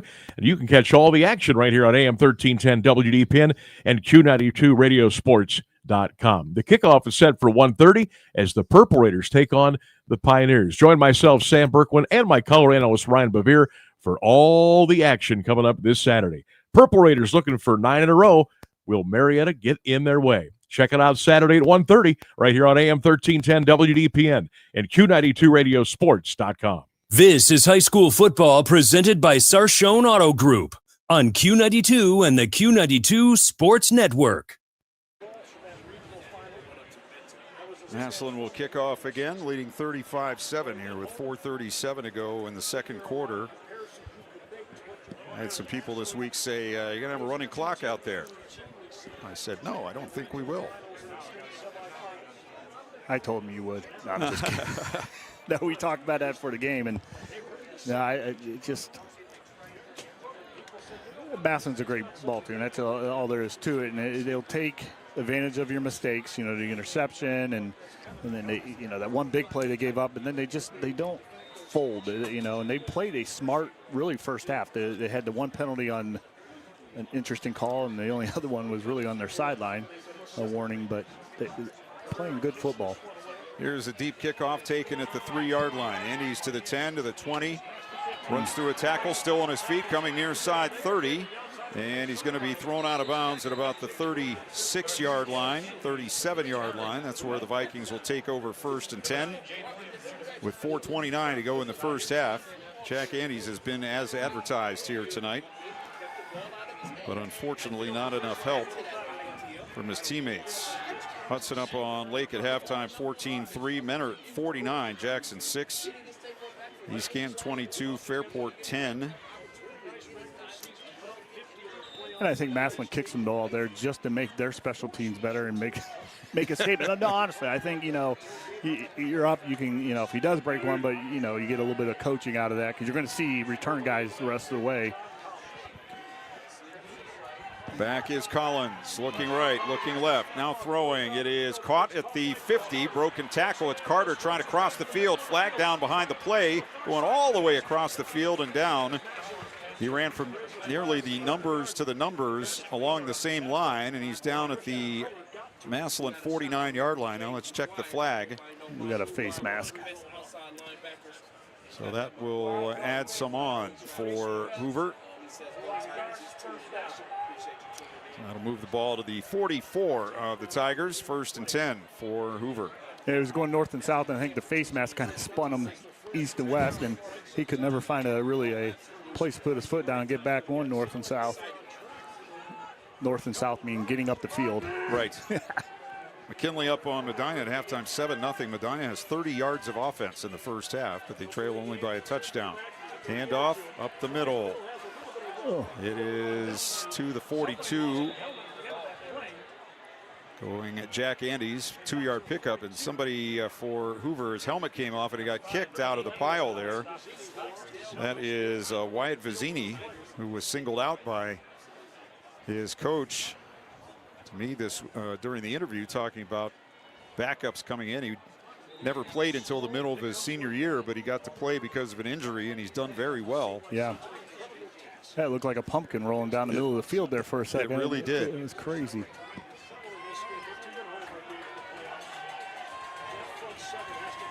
Trips near side, one out to the right, wing right. Collins straightens up and throws.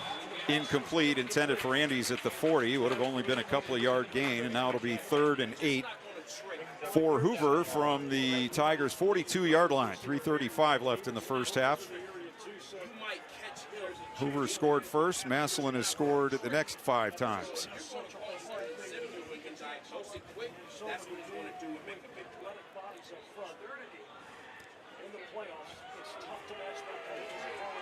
They'll bring 3 to the near side, 2 out to the right. Collins back to throw, 4-man rush, looks, throws middle, incomplete, intended for Andes. Coverage by Deontay Malone. And Collins looking a little rattled back there by what's gone on. He didn't really have any pressure on him that time, but he threw the ball over the middle behind Andes. And now it's 4th and 8 on the 42. And the Hoover, looks like the punt team is coming on. Yeah, it almost, Andes looks like he had a box and one around him. He had a triangle and another guy on top of him there. And you can't force it in there. You're going to have to look for someone else. I mean, Massillon's going to take that away the rest of the night. And he's set up to punt on his 45-yard line. It's 4th and 8 across the 50. And before the snap, the play clock runs out, but the back judge saying reset the play clock. So apparently it was not set correctly.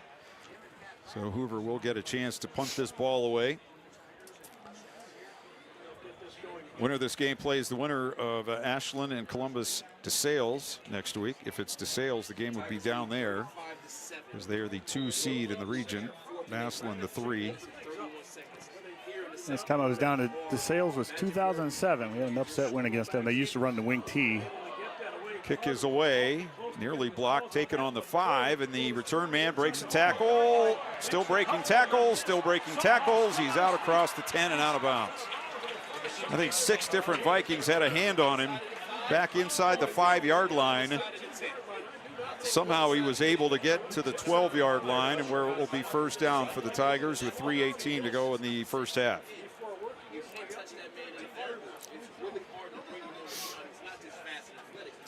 Yeah, I guess if you're athletic like that, you can do that, but usually you're going to put your heels on the 10 and let that ball sail over top of you. So 1st and 10.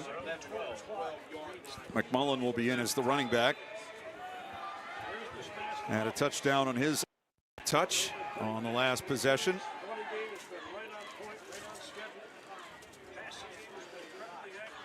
One back. Patterson throws far side, caught by Jackson, steps out of bounds on the 17-yard line. So that's a pickup of 5.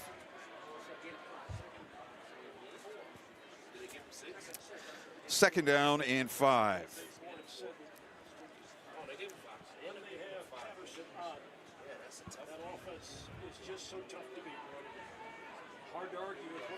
This time they go with a tight formation, a receiver each way, tight end left, wing right.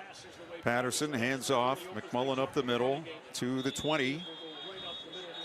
And players still going at it after the whistle.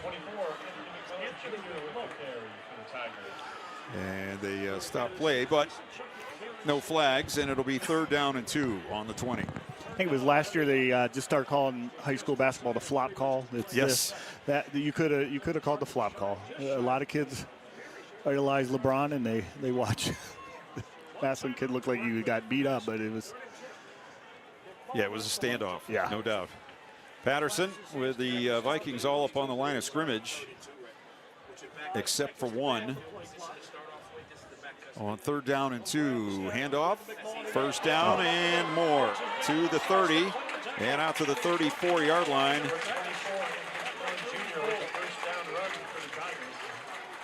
That was McMullen. Yeah, great run by McMullen. He had a little bit of clutter there right outside of tackle, and he just high knees is what they call that, and he just kept his feet going and went right over top of that. A nice run. So 1st and 10 on the 34, 2:10 to go, clock running, first half.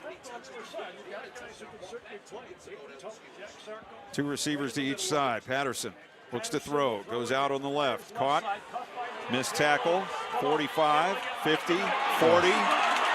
He's gone. 66 yards.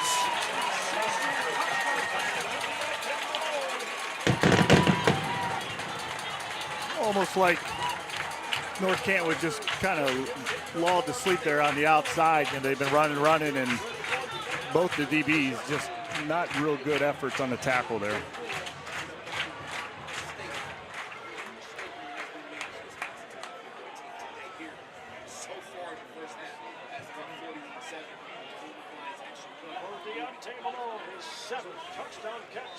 So it will be Herrera for the extra point. A couple of guys miss, wiggling his way through that Hoover defense.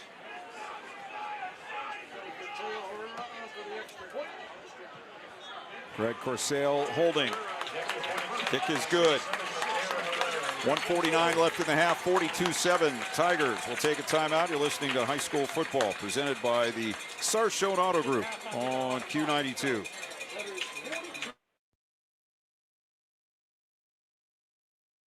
The Q92 Sports Network is your home for the best coverage of high school and Mount Union football and basketball. Be sure you're following us on our social media. Just follow Q92 Sports on Facebook, Instagram, YouTube, X, and Threads. You'll know what games we'll be broadcasting week to week, and we drop photos and videos from all of our high school and Mount Union broadcasts. Be sure to follow Q92 Sports on Facebook, Instagram, YouTube, X, and Threads. And stay connected to the Q92 Sports Network. This is high school football presented by Sarshone Auto Group on Q92 and the Q92 Sports Network. Well, the Massillon Tigers have erased all doubt in this one, leading 42-7. DeSales up on Ashland 23-14 at halftime. It is 42-7 here, and still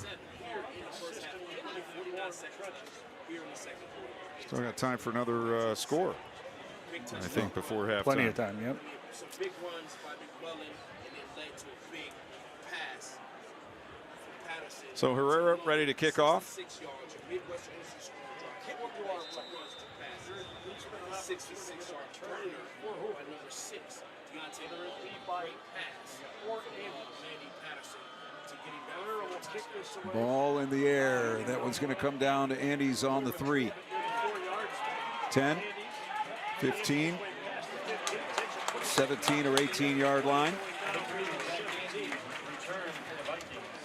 Sebastian Harper and Josh Williams combining on the tackle. Williams with his at least second special teams tackle tonight. So with a minute 43, Tigers with one timeout. I realize how long ago that seems that they took that the first time out on the second Hoover possession, and the second when Nate Moore was angry about the officials call down here. Yeah. It seems like it was a long time ago, because it was. It was nearly an hour ago. 2 receivers to either side, actually 3 out to the right, 2 to the near side. Collins takes the snap, 4-man rush. Now he's going to pull it down and run, and he's down maybe at the 19-yard line. Seems like he's running when he doesn't really have to in that case. You said he may be looking for one and then taking off, but he's not giving a lot of time for that to develop. No, because the Y on outside was actually open there, but his eyes were inside, and he doesn't see. He's not going to maybe the second person, but he's not looking third. Over the middle, it's a catch to the 25 and out to the 28-yard line. That catch by Elijah Freisen. He's cut down by Christian Culler. And it will be a first down to the 28. Nice catch there. He got a good hit high-low and spun it, but he got right back up and handed the ball to the official and got the first down. First and 10 of the 28. Collins back. Looks right. Now pulls it down, and he's down at the 16-yard line. Timeout. And an injured player, slow to get up player actually for the Tigers. And we have a flag down after the play as the teams are walking to the sidelines. I don't know who called that timeout. Never saw a signal, and now a flag comes in after the timeout is called. I think Hoover called the timeout, and I don't know if it's some sideline warning again, or he's going to pick it up. Yeah, he's picking it up. I think the line judge on this side didn't know Hoover called timeout, and some of their guys started rushing the field, and I think he thought they were coming off the bench, but there was a timeout. Gotcha. All right, so it's a loss of 2. I still don't know who took that timeout. If it was Massillon, it's their last one of the half with 48 seconds. From the 26-yard line, it'll be 2nd and 12 for Hoover. I think it was Hoover because this line judge didn't know there was a timeout, so I'm going to go with Hoover on this. But all right, next week, if McKinley wins tonight, they would play either. Well, they're going to play Mentor if they win this week. Mentor well ahead of Jackson. As we said, the winner of this game will play the winner of DeSales and Ashland. If DeSales wins, it's down there. If Ashland wins, it's in Stark County. And Lake, as Hoover starts this play, it's a quick dump over the middle and drops. That was Freisen again. Couldn't hang on, so it's 3rd down and 12.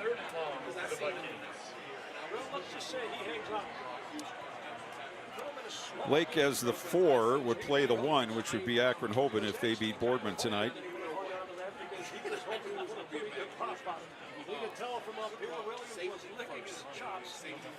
West Branch would play Perry next week if they win, and the 1 seed Perry beats Cathedral Latin. Here's a handoff on 3rd and 12, and it is Lameline going for about a yard.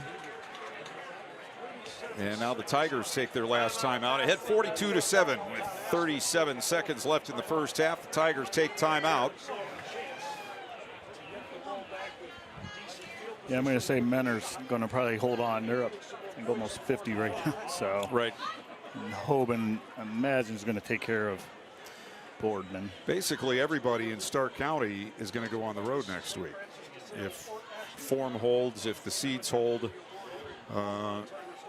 I think everybody, if I'm not mistaken. East can't be the only one. I don't know if they win where they're at.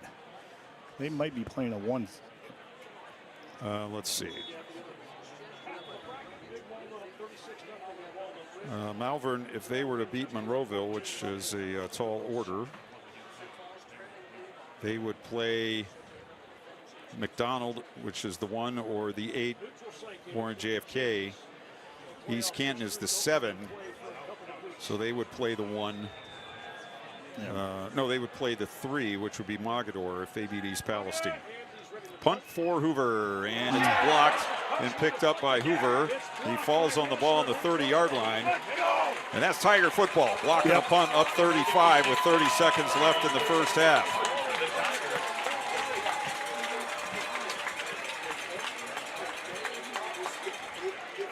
Yeah, big 58 wide. Porter's been there almost on every one of them, but snap was a little bit slower, and he's a big body. I don't have his height and size, but that might have just hit him in the gut.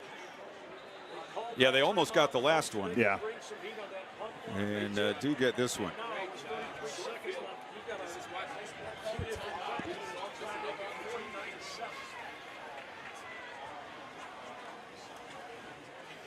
So the Tigers take over on the 28-yard line, and Patterson looking downfield. Now he's going to run, coming near side and chased out of bounds on the 20 by Carter Lukens. So he picks up 8 and stops the clock at 26 seconds.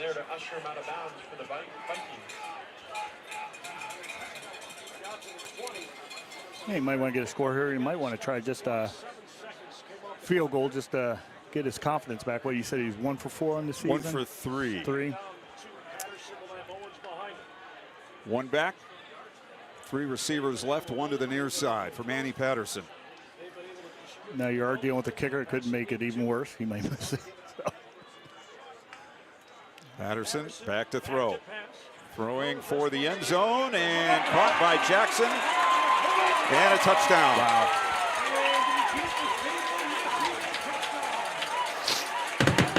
Making it look easy. What a ball and what a catch. Caught it right at the back corner and got 1 foot down, at least 1 foot down. As Patterson, with, like the kids say, a dime to his receiver. I thought they say 6'7" now. They say that for whatever, just everything. So I guess you could say that for in that case. If it applies for everything, you could say it there. Number 7. Yes. Is the kicker, Mateo Herrera, on for his 7th extra point of the night. And it's good. 20 seconds left in the first half.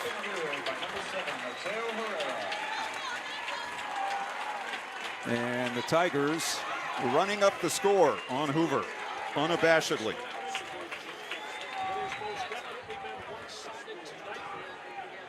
We were already going to have a running clock to start the second half.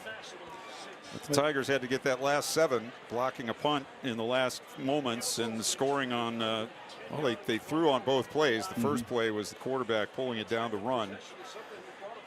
But that was Nate Moore saying, I want more points. I need to have 50 at halftime to be satisfied. Love to be hated. That's what it comes down to, and they can back it up.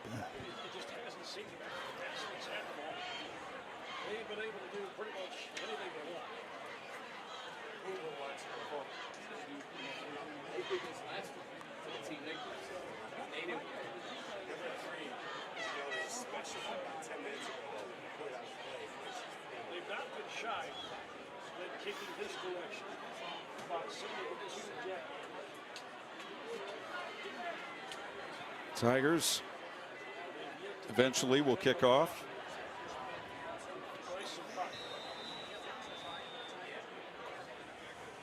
Onside. Why not? Brady Hassan, who's also been a part of it. Herrera sends it away. Herrera, short kick and an offside. Crossed the line early for Massillon. Hudson will have to kick it again. Real nice fall evening here in Massillon. Looking at that forecast, talked about heavy winds. They had talked about a lot of rain. Some of that earlier today. And he's been pretty decent for the most part. Your Midwestern Instant Scoring Drive was just like 2 plays. I don't think it's So they'll back him up to the 35, where it will be another attempted kickoff by Herrera with 20 seconds to go in this interminable first half. I think it's bad for me. If I was wearing a Hoover uniform, it would be even worse. Kick comes down at the 25. Andes picks it up, I think. Yep, that's Andes out across the 30, about the 34, 35-yard line. Tigers trying to rip the ball out.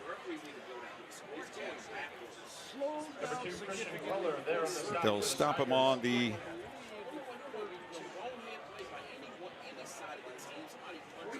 I don't know. They haven't put the ball down yet.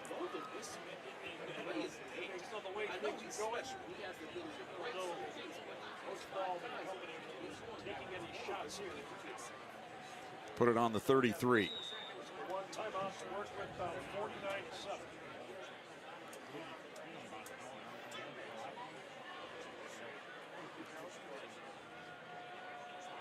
Running clock will be in play in that second half. Collins has come up under center. Collins under center, takes the snap, takes a knee, and that might do it for the end of the first half.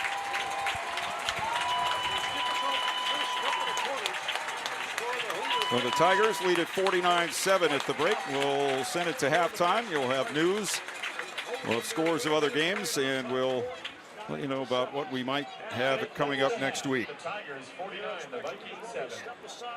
Team's heading to the locker room, and we'll have a running clock when we come back out for the second half. The only saving grace for tonight.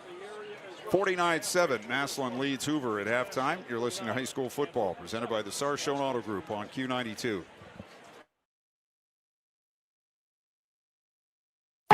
Northeast Ohio knows football, and Sarshone Auto Group knows Northeast Ohio. As an official partner of the Cleveland Browns, Sarshone Auto Group serves our community with the best selection and the best service. From Ford, Chevy, Chrysler, Dodge, Jeep, Ram, and more. From the toughest trucks to the SUVs that fit your family. Sarshone Auto Group, an official partner of the Cleveland Browns, and the place where Northeast Ohio comes to drive. Visit sarshone.com. The Q92 Sports Network is your home for the best coverage of high school and Mount Union football and basketball. Be sure you're following us on our social media. Just follow Q92 Sports on Facebook, Instagram, YouTube, X, and Threads. You'll know what games we'll be broadcasting week to week, and we drop photos and videos from all of our high school and Mount Union broadcasts. Be sure to follow Q92 Sports on Facebook, Instagram, YouTube, X, and Threads, and stay connected to the Q92 Sports Network. From the newsroom, I'm Jeff Mears with this halftime edition of Q92 News. As the federal government shutdown continues, Northeast Ohio airports are keeping a close watch on possible flight impacts. The FAA is reducing air traffic by up to 10% at 40 major airports today because of staffing shortages, but Akron, Canton, and Cleveland Hopkins are not on the preliminary list. The Beacon Journal reports officials at both airports say travelers could still see delays because of disruptions at other hubs and are urging passengers to check with their airlines before heading to the airport. The FAA says the cuts are intended to relieve fatigue among air traffic controllers working without pay during the shutdown. Meanwhile, Governor Mike DeWine says Ohio is moving ahead with a $25 million plan to help families affected by the shutdown and the suspension of SNAP food benefits. The state is sending $7 million to regional food banks, including $887,000 for the Akron-Canton Regional Food Bank and another $18 million in emergency payments to more than 63,000 low-income Ohioans through the Ohio Works First program. DeWine also announced $10.3 million in federal funding to keep WIC benefits available for mothers and children into December. The Highway Patrol is investigating a crash that occurred Thursday night on Route 62 at Beach Street in Nimishillen Township. Troopers say just before 6 p.m., 36-year-old Joshua Kimbrell of Arkansas was driving a pickup truck and failed to yield at a stop sign, pulling into the path of a car driven by 25-year-old David Foster of Alliance. The vehicle struck the truck's driver's side. Kimbrell suffered minor injuries. Foster, who was not wearing a seatbelt, was seriously injured and flown to Akron General Medical Center. The roadway was closed for about 2 hours. A motorcyclist has died after a crash in Tuscarawas County. The Highway Patrol says 47-year-old Michael McHale of Mineral City was northbound on County Road 66 in Union Township Wednesday night when his motorcycle struck a tree that had fallen across the road. The bike overturned and went off the right side. McHale was flown to Akron General Medical Center, where he later died from his injuries. The patrol says he was wearing a helmet. The crash remains under investigation. Mentalis reported strong third-quarter results with net sales of $305.9 million and net income of $8.1 million, up from $3.7 million in the previous quarter. Adjusted earnings rose to $12 million, and earnings improved to $29 million, driven by strong aerospace and defense shipments. The Canton-based steelmaker generated $22 million in operating cash flow, ended the quarter with $191 million in cash, and repurchased $3 million in stock. Mentalis expects fourth-quarter results to dip due to normal year-end maintenance, but says new defense contracts position it well for 2026. An Alliance man is facing charges after police say he assaulted several people and threatened his brother with a gun. 37-year-old Jesse Knowling allegedly punched his live-in girlfriend in the face Wednesday morning at their North Webb Avenue home while holding a firearm and pushed his brother's girlfriend to the ground, causing injuries. Knowling also is accused of pointing a gun at his brother and trying to chamber a round before fleeing. He's charged with domestic violence, assault, aggravated menacing, and having a weapon under disability. Knowling has a burglary conviction from 2006. More news after this. The Q92 Sports Network brings you more high school football and basketball games than anyone else, by far. But did you know that you can go back and listen to our broadcast again? Simply go to the Q92 radio page on SoundCloud. We posted the games we broadcast for everyone to go back and relive. We have playlists filled with our high school football broadcasts from 2016 to this season. So go to SoundCloud now, follow Q92 Radio, and listen. And thank you for listening to all of our sports broadcasts of high school football and basketball on the Q92 Sports Network. A judge has stepped aside from the case of a Sebring police officer accused of domestic violence. Mahoning County Judge Joe Schiavone recused himself from the case of 25-year-old Dylan Vesey, who is charged with a misdemeanor count of domestic violence. The case has been transferred from Sebring to Mahoning County Court in Boardman for a pretrial hearing. Deputies were called to a home at West Indiana Avenue and North 16th Street on Halloween for the reported incident. Vesey has been a full-time patrolman since last month after serving part-time with the department for about a year. 2 more men have been arrested in connection with the 2021 shooting death of 20-year-old Bryson Douglas in East Liverpool. The U.S. Marshals Northern Ohio Violent Fugitive Task Force took 29-year-old Curtis Holland and 25-year-old Travis Kidder of East Liverpool into custody Thursday after a Columbiana County grand jury indicted them on murder and aggravated murder charges. Douglas was found shot to death on a front porch on Pennsylvania Avenue in July of 2021. The other suspects, Elvin and Alan Tisdale, have already been convicted in the case. Authorities say Douglas was not the intended target of the shooting. A Warren man has been sentenced to up to 15 years in prison for sex crimes involving a family member. 50-year-old Daniel Ortiz Torres received a sentence of 10 to 15 years Thursday in Mahoning County Common Pleas Court after pleading guilty in September to rape and gross sexual imposition. The abuse occurred multiple times between 2015 and 2022 in Youngstown and Warren. The sentence was recommended by both sides and approved by Judge Anthony D'Onofrio. Ortiz Torres was given credit for 452 days already served. Mahoning County commissioners are raising new concerns about the owners of the Southern Park Mall after security guards walked off the job this week. WKBN TV reports the mall's concourses were locked for several hours Monday after guards reportedly weren't paid. Thursday, Commissioner Carol Reggetti called the owners not good stewards for the county or Boardman Township. The mall's owner, Coan Retail Investments, still owes more than $1 million in property taxes and fees over the past year. We'll return you to the stadium for the second half of tonight's game, but first a look at the forecast. For the overnight, mostly cloudy skies, a chance of showers with a low near 39. A mix of sun and clouds Saturday with a high reaching 54. Saturday night, rain likely, otherwise mostly cloudy, a low around 41. The threat of rain carries over into Sunday, a high near 49. Monday, snow likely, mostly cloudy with a high of 36. For Q92 News, I'm Jeff Mears. What's trending? Here's what you can find online. Q92radiosports.com is the official website of the Q92 Sports Network. It's also your home for all of our high school and University of Mount Union football and basketball games. It's where you can stream games live. Go to our SoundCloud page to relive games from the past. You can check out our upcoming broadcast schedule, get scores from around the area, and find your local sports news. It's all just a click away at Q92radiosports.com. Thanksgiving is a time to come together, eat together, and share together. And Meijer is making it easier than ever to share more good. During the week of Thanksgiving, November 23rd through the 29th, when you buy Meijer brand Fredericks by Meijer, Purple Cow, or True Goodness Foods, our Simply Give program will provide a meal to help feed up to 4 million neighbors in need. It's the simple way to put the giving and Thanksgiving together. Exclusions apply. See Meijer.com for details. One meal equals 25 cents based on an average meal cost from select Meijer food pantry partners. Learn more at Meijer.com/aboutmeijer/community.html. This is high school football presented by Sarshone Auto Group on Q92 and the Q92 Sports Network. Halftime at Paul Brown Tiger Stadium, and the Tiger Swing Band entertaining the fans that are left at halftime, with the Tigers on top of the Hoover Vikings 49-7. First half, first downs, 12-7 for Massillon. They had 139 yards rushing, 210 through the air, 349 total.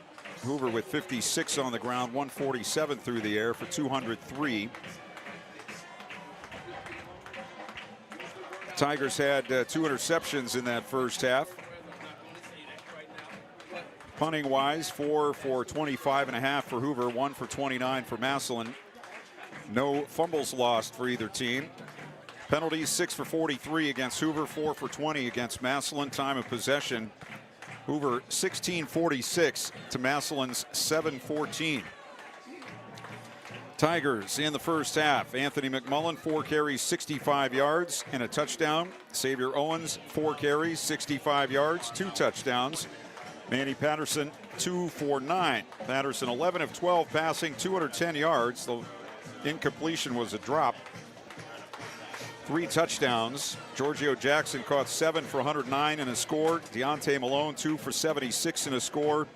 Jadis Thigpen, 1 for 21 and a score. George Rivera, 1 for 4.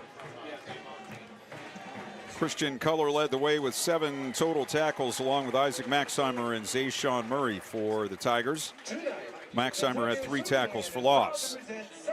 For Hoover, Jack Andes, 7 carries, 31 yards. John Collins, 15 for 25. Mike Lameline, 1 for 1. Collins, 6 of 12, 147 yards, 1 interception, 1 touchdown. Chris Carter's got 3 for 30. Andy's 2 for 108 and a score. Elijah Freisen, 1 for 9. And Carter Lucan, 6 tackles in the first half. Hoover scored first in the first 51 seconds on an 80-yard drive, 73 of that on a pass from Collins to Andes. The kick was good, 7-0. Then on their third play from scrimmage, Xavier Owens went 51 yards for a score to tie it. He then went 8 yards for a score to make it 14-7. Collins' pass intercepted by Noah Jenkins, who ran it in from 24 yards out to make it 21-7 after 1. In the second quarter, Anthony McMullins from 46 yards out after the Vikings failed on a 4th and inches from their own 46. That was the first play. Then the Patterson to Thigpen, 21 yards. Kick was good to make it 35-7. That was with 4.5 minutes to go in the half. With 1:49 to go in the half. Patterson to Malone. 66-yard pass. Actually was a very short pass. And then the run after. Kick was good, 42-7. In the final half minute, Hoover was punting out of their own end. Massillon went full block, blocked the punt, took over on the 28. And on the second play, both of which were pass plays, the second play was a 20-yard touchdown from Patterson to Giorgio Jackson. 49-7 is our halftime score.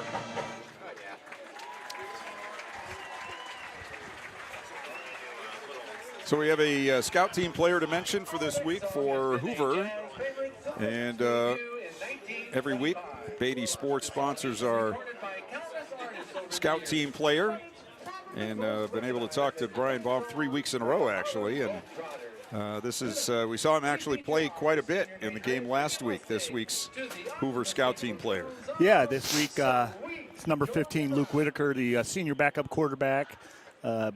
Coach said he gets, does a lot of scout team reps. Being a senior, that's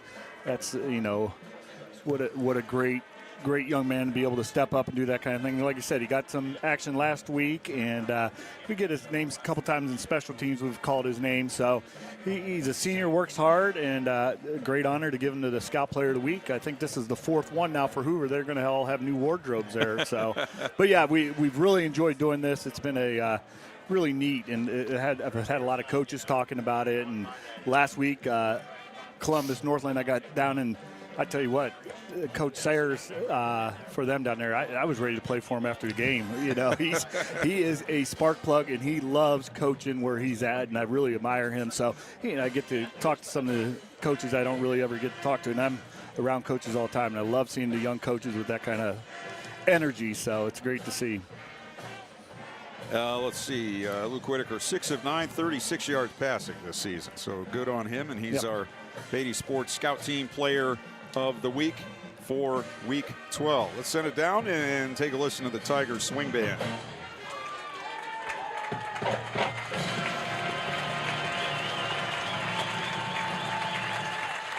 Ladies and gentlemen, the pride of the Tigers, the 2025 edition of the Massillon Tigers Swing Band.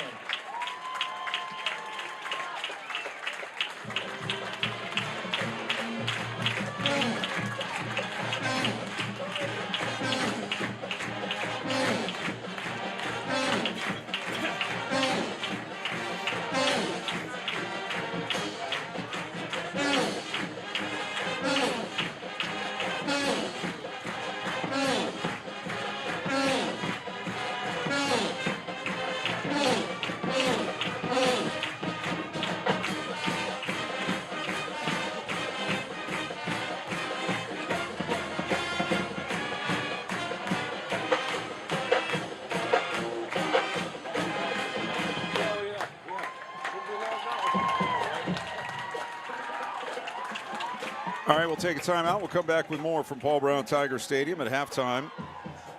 It is Massillon 49, Hoover 7. You're listening to High School Football, presented by the Sarshone Auto Group on Q92. Peace of mind. It's one of the most important benefits that we can offer at Friends and Family Credit Union. Welcome to Family Secure Checking. It offers unrivaled security to protect your everyday finances and purchases, as well as comprehensive identity theft protection and reimbursement coverage, credit file monitoring, benefits for travel, shopping rewards, and cell phone protection that includes repair or replacement for up to 4 phones on your cell phone plan. It's time to bring a friend into the family. The Q92 Sports Network is your home for the best coverage of high school and Mount Union football and basketball. Be sure you're following us on our social media. Just follow Q92 Sports on Facebook, Instagram, YouTube, X, and Threads. You'll know what games we'll be broadcasting week to week, and we drop photos and videos from all of our high school and Mount Union broadcasts. Be sure to follow Q92 Sports on Facebook, Instagram, YouTube, X, and Threads, and stay connected to the Q92 Sports Network. This is high school football presented by Sarshone Auto Group on Q92 and the Q92 Sports Network.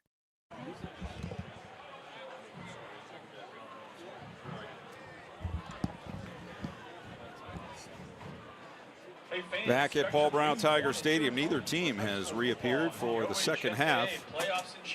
Seeing a couple of players now, the kickers and whatnot, coming out for Hoover. Still 4 minutes on the halftime clock.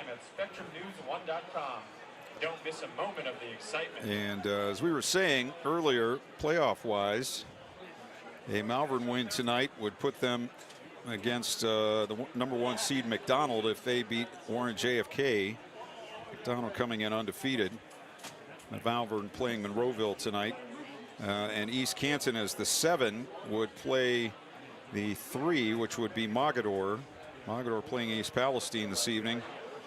A heavy favorite, and East Canton holding their own and actually leading at Fairport Harding, so can't always go by the seeds.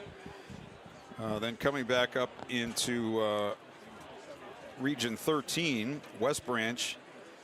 If they beat Norton tonight, they got off to a good start, but Norton has battled back. West Branch would play the number 1 seed Lake County Perry up there in the shadow of the nuclear plant, and either that or Notre Dame Cathedral Latin is taking on Perry this evening. And coming up to Division II, Region 7, this Massillon team, they will be moving on next week, and they will be either taking on Ashland here or at Columbus DeSales. DeSales was leading that game at halftime. And also in Division II, Region 5, Lake, the 4 seed, would play, if they win tonight, they're trailing 14-5 in the third quarter against Hudson at home. If they hold on and win, they would play at Akron-Hoban next Friday night, the 1 seed, who is 8-1 coming in.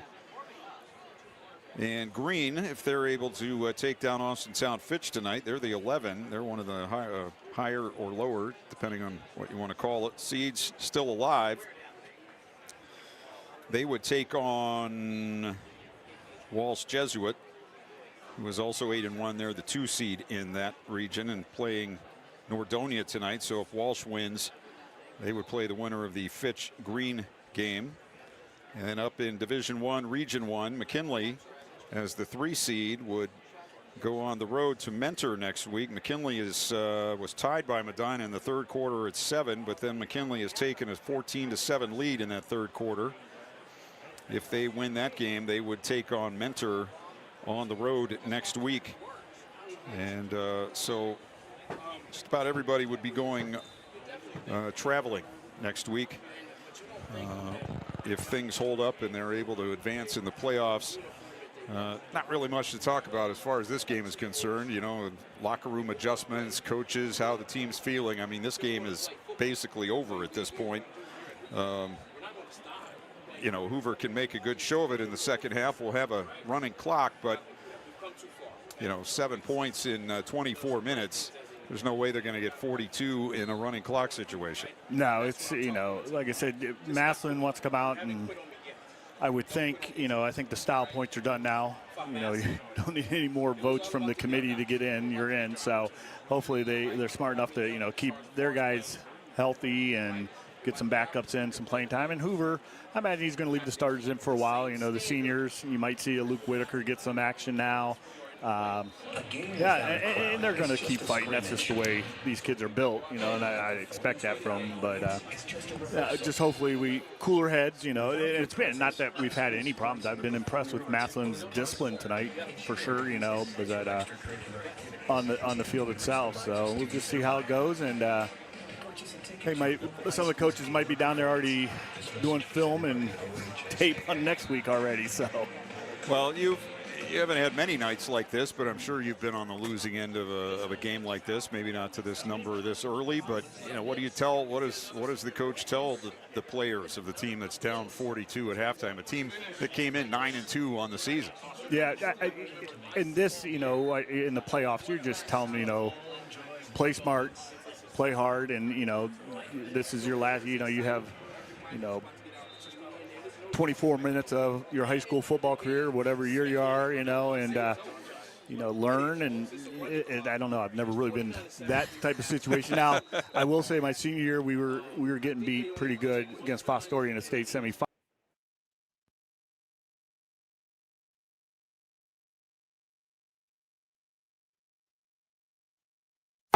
Northeast Ohio knows football, and Sarshone Auto Group knows Northeast Ohio. As an official partner of the Cleveland Browns, Sarshone Auto Group serves our community with the best selection and the best service. From Ford, Chevy, Chrysler, Dodge, Jeep, Ram, and more. From the toughest trucks to the SUVs that fit your family. Sarshone Auto Group, an official partner of the Cleveland Browns, and the place where Northeast Ohio comes to drive. Visit sarshone.com. Go back and relive all the action with Q92 Sports on SoundCloud. Whether it's high school or University of Mount Union football and basketball, we've got you covered from 2016 through today. Catch every thrilling game and heart-pounding moment anytime you want. Q92 Sports is your go-to for local sports action. Find us on SoundCloud at Q92 Radio, and don't forget to stream all of our games live on Friday night at Q92Radiosports.com. The Q92 Sports Network is your home for the best coverage of high school and Mount Union football and basketball. Be sure you're following us on our social media. Just follow Q92 Sports on Facebook, Instagram, YouTube, X, and Threads. You'll know what games we'll be broadcasting week to week, and we drop photos and videos from all of our high school and Mount Union broadcasts. Be sure to follow Q92 Sports on Facebook, Instagram, YouTube, X, and Threads, and stay connected to the Q92 Sports Network. This is high school football presented by Sarshone Auto Group on Q92 and the Q92 Sports Network. Oakland leading Boardman 38-0. Men are up on Jackson 52-6. Big Walnut 36, Walnut Ridge 0. And DeSales leading Ashland, still 23-14 in the third quarter. Medina with that touchdown on the third, but McKinley answered and lead at 14-7. We'll have a running clock here in the second half. Best thing about tonight so far has been Brian Beatty's shoes. We might have to share those on Q92 Sports later on today. I will definitely do that. Yes, a gift from my daughter, Sammy. I appreciate that. She knows my style. She's my shoe guru. Everybody needs a shoe guru. Yes. If you don't have one, get one. All right. Kickoff by Hoover to start the second half. And I think they might onside it. Let's see. They have two stacked behind two others here. They will onside kick far side, and the ball is still loose. And I think the Tigers might have recovered. It went through the hands of two or three different players, but Massillon recovers on their 46-yard line. Braylon Gamble comes out with the ball.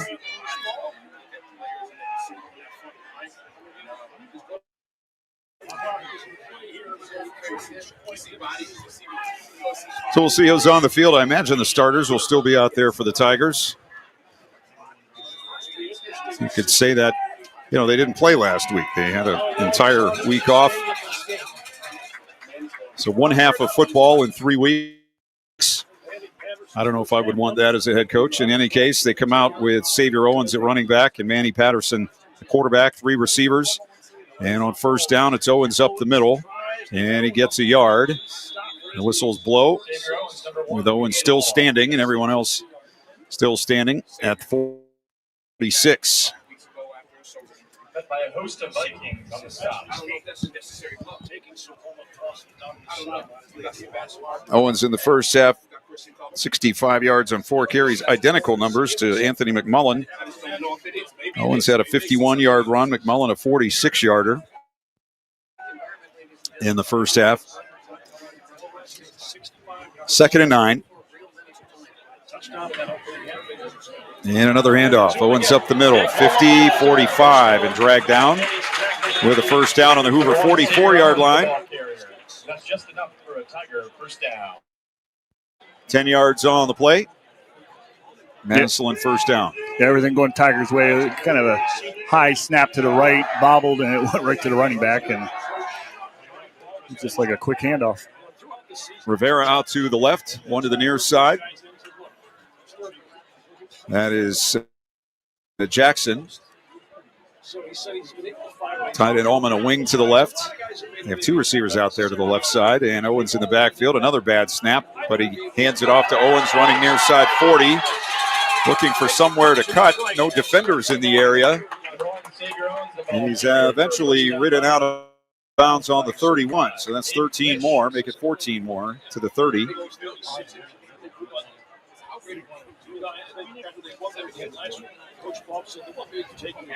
Yeah, Logan Ullman again, the H-back leading up through there.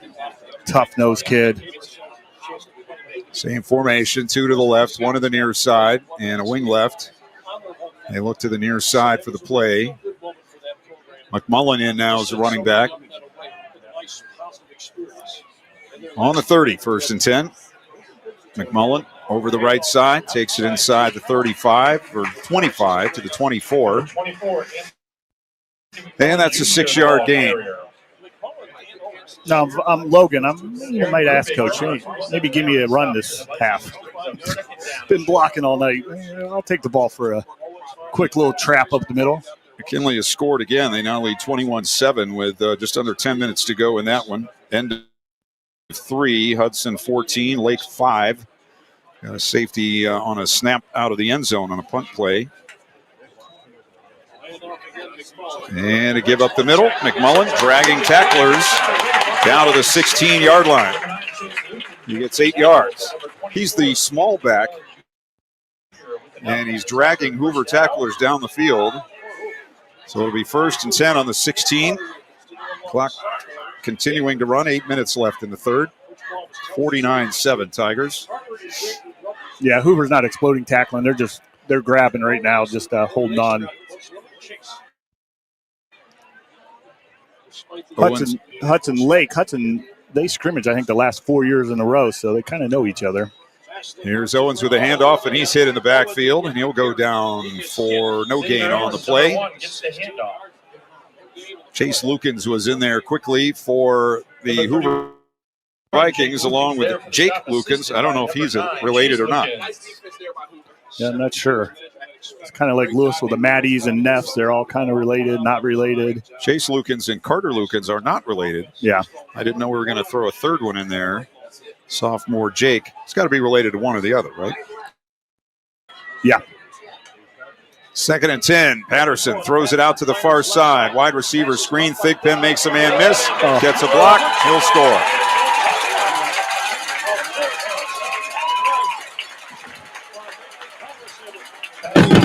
I don't know who threw that block, but that's what got him into the end zone.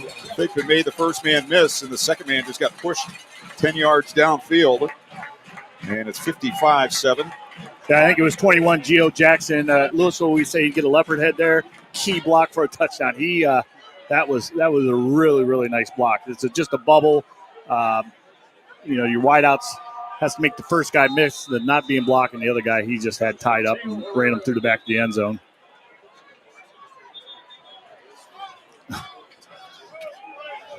We got a player from each side going off the field. Now, one going back on for Massillon. That's Landon Hose. A tight end taking the place of Logan Ullman.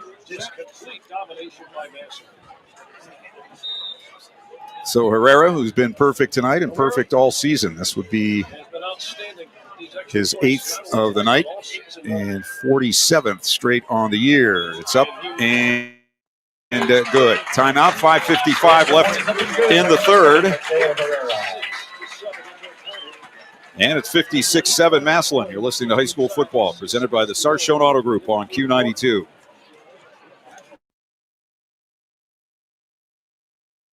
RG Drag, Stark County's premier career center, offers programs that prepares its students at the high school level for careers and continued education beyond high school. Upon completion, RG Dreg students have an immediate opportunity to obtain a well-paying job in many exciting career fields. We offer everything from culinary, dental assisting, engineering, sports turf and landscape, welding, and so much more. Contact RG Dreg to find a program and career that's the perfect fit for you. RG Dreg, where careers begin. This is high school football presented by Sarshone Auto Group on Q92 and the Q92 Sports Network. 5:51 to go in the third. 56-7 for Massillon. East Canton now leading Fairport 32-10. Menor way up on Jackson. Hudson leads Lake 14-5. McKinley 21. Medina 7. Fitch 21. Green 17. That's with 5:50 left in the third. I haven't seen a West Branch score in a while.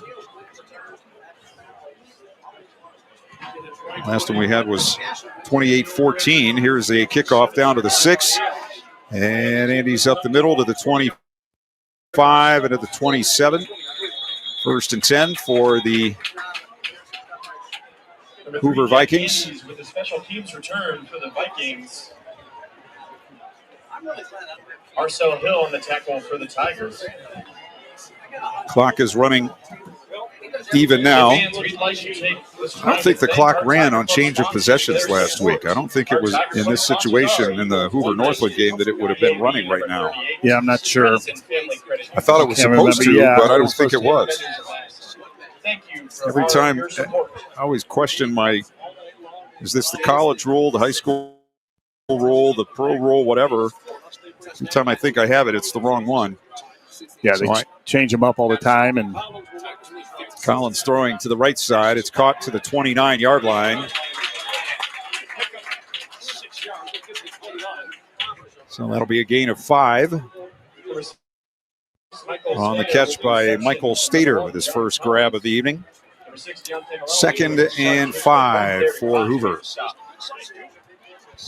You know, you stress the kids, especially football. It's such an 11-man sport. It's such a team sport. And Andy's maybe the best athlete, football player in the county this year. But just one kid can't do it. You got to have 11 when it comes to football. You got to work as a team. And he showed a lot of spark and a lot of effort tonight. And Collins back to throw. First man not available, so he runs and he gets back to the 30. So he actually picks up a yard on the play. It'll be 3rd down and 4. After 3, West Branch 28, Norton 14. So the Warriors trying to move along. They had a bye last week. And Norton's put up a lot. I think they're averaging 53 points a game, and they control. They don't throw the ball real well. So you wanted to get up early on them and kind of control the game from there. Collins back, throws middle, caught. And it's Andy's crossing the field, and he's going to go down on the 39-yard line. Brought down by Isaac Maxheimer. That will be a Hoover first down, and it will be their 8th of the game. And 5 in the first quarter, and only 3 since then. We're 2:50 to go in the third as Collins again back. Sets up, going to throw deep far side, and it's intercepted on the 40. Back to the 50. And a big hit put on at the 41-yard line.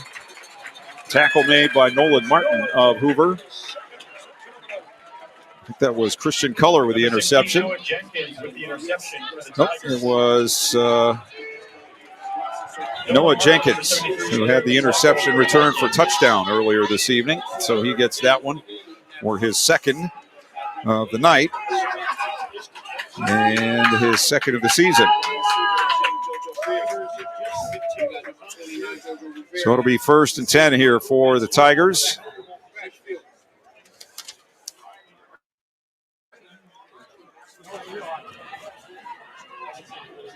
And a new quarterback in the game for Massillon. And it's a handoff over the right side. Goes Sebastian Harper, and again, dragging people, but then the ball comes out. Hoover has the ball, and the back judge is saying it's Vikings football. So Hoover steals the ball away there, forces the fumble. Trevor Harris from Hoover recovers. Trevor Harris with the recovery. And so the Vikings will take over on the first turnover of the night for Hoover on their own 33-yard line. Clock running, 1:20 to go in the third, 56-7 for Massillon.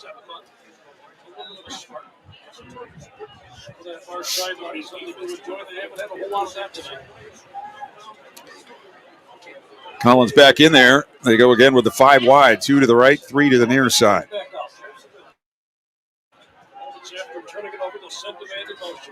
It's going to be a handoff, and coming up the middle to the 35. And that will be it. Ball carrier was Michael Lameline.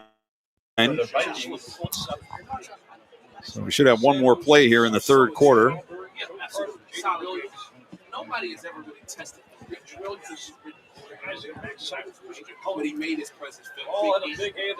It's time 3 come to the near side, 2 out to the right on 2nd down and 8 for the Vikings on their 35-yard line.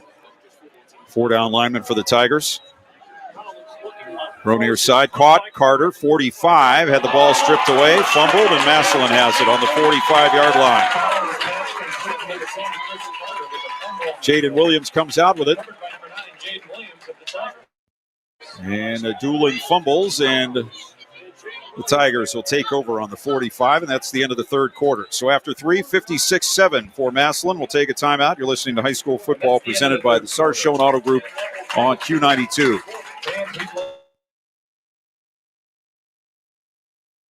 Looking for quality glass and mirror work you can trust? At Cardinal Glass and Mirror in Canton, we handle it all, residential, commercial, and industrial. From window replacements to custom glass and custom mirrors, we've got you covered.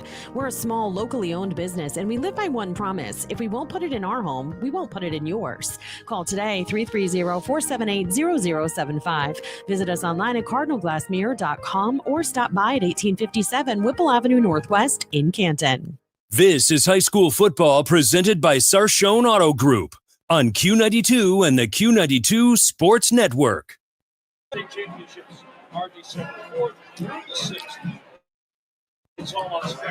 Hudson leading Lake in the fourth, 14-12. Holman 38, Boardman nothing. That's a final. DeSale's now up on Ashland 23-21. That would just be just about right if Ashland ended up winning that game. Earning the right to come here next week. And McKinley up 21-7 on Medina in the fourth.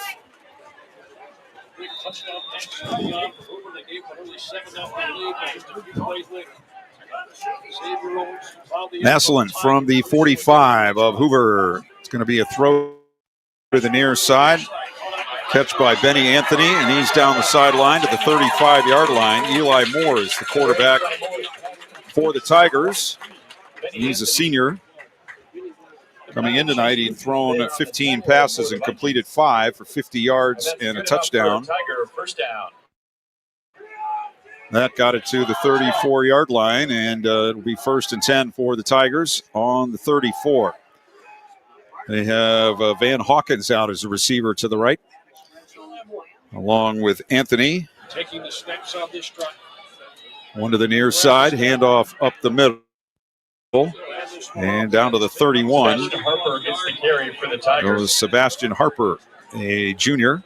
Zach Ziarko with the tackle for Hoover. Pick up about 3 on the play to the 31. Hoover's making some substitution here, getting some of the seniors out. Defensive side of the ball. Yep, Sarko just went out, just made that last tackle, and so he heads to the sideline. His high school football time is up. 2 to the right, wing right. They'll throw it out to the right. It's caught, 30, 25, flag down. Eli Moore's pass complete to number 3, Benny Anthony. Catch by Anthony. Going to be close to a first down, but we'll see what the flag is. Look like it might be a hold against the Tigers, and it is. So that'll wipe out the first down and back the ball up to about Holding offense number 4, 10 yards, second down. The 37-yard line. So it'll be second and 13. 10 minutes to go. Yeah, we were talking about Zarko, the last play there. His dad played at Indiana. He's starting to get some interest, some bigger schools. I know Michigan State's come on here late in their recruiting process, but he's going to have a nice college career ahead of him. Here's Moore throwing far side, and a late throw, incomplete. The DB on the far side of the field came up and made a play on it. Pass intended for Pierce, broken up by Gio Bianchi, who had a great week last week running the football against the Vikings of Columbus Northland. Third down and 13 for the Tigers. They lead 56-7. Yeah, the only 7 points of the second half. Eli Moore, the quarterback, takes the snap. Nobody's ready. The ball was snapped and nobody moved. So it'll be a penalty against the Tigers again to back them up to the 42-yard line. So make it third down and 18. Fitch 21, Green 17, end of 3. Hudson up on Lake, 14-12 in the third. Actually, middle of the fourth for that one. Lake went for 2 on that last touchdown, didn't get it, so they're down 2. Here's a quick flip to the near side, caught by Harper inside the 35 to the 32. Sebastian Harper picks up 10. And it will be fourth down and about 8 here for the Tigers. 4th and 7 on the 31. 8 minutes to go, clock running. Something you certainly can't stop back because they got to just don't know when your number is going to be back.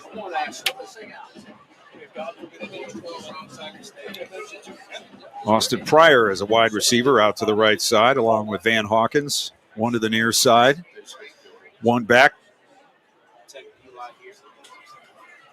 On fourth down. Here's a throw to the near side. It's caught on the 21-yard line, and that's going to be a first down for Joe Pierce, a sophomore wide receiver at 6'5" and 190. So put it on the 21, first down.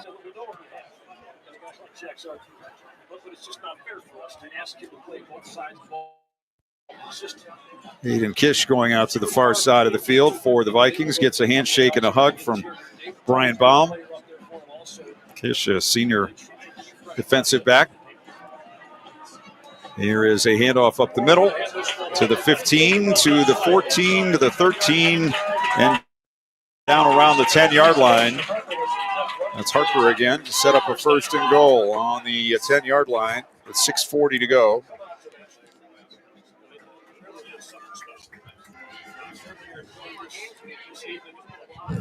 First-class operation, just tremendous amenities here. Stair straight across from the north side up here to see all the state national championships. Two out to the right, one to the near side on first and goal at the 10. Chase White is a tight end to the right. I think that's him.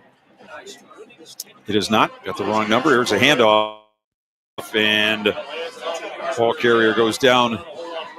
Harper after a 1-yard pickup. That is Jackson Perry, I believe, is the man who's in there as the tight end. Either he or Braylon Patches.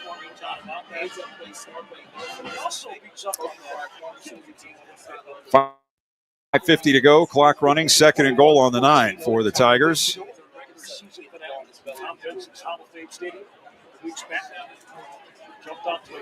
So this game and the Jackson game, the only two not at least within hailing distance for the trailing teams tonight. Second and goal on the 9. Fake handoff. Here comes Moore around the end with a flag down, and Moore will go out of bounds on the 3-yard line. Flag down back in the backfield, and a holding call is going to move this one back. So the Tigers we've seen have some prolific penalty nights. It only had 4 coming into this fourth quarter, but have had 3 on this possession. East Canton up 32-18 on Fairport. They're just going to the end of the third. McKinley gets a safety. They're now up on Medina 23-7.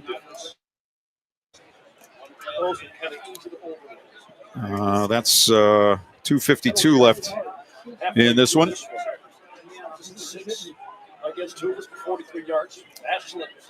So second and goal now on the 19-yard line. Moore back to throw. Rush up the middle. Throw caught inside the 15 and down to around the 10-yard line. That catch by Van Hawkins, a junior, sets up a third and goal now on the 11. 4:15 to go. Anthony comes back in as another receiver for the Tigers, with Pryor and Pierce. Pierce to the near side. The other 2 out to the right, 3 out to the right. Third and goal on the 11. Eli Moore in the pistol. Steps back, looks, now he's going to run up the middle. He's to the 10, stiff arm to the 5, to the corner, and he's in for the touchdown.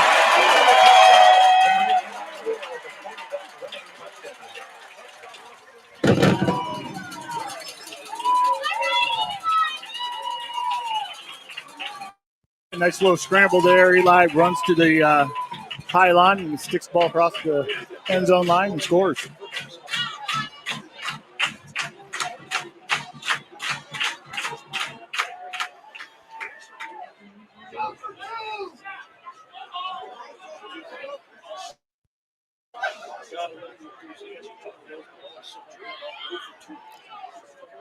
Extra point attempt by Greg Corsale.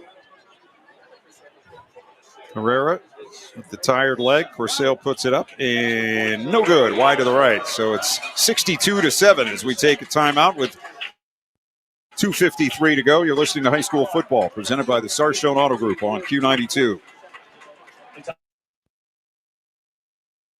The Q92 Sports Network is your home for the best coverage of high school and Mount Union football and basketball. Be sure you're following us on our social media.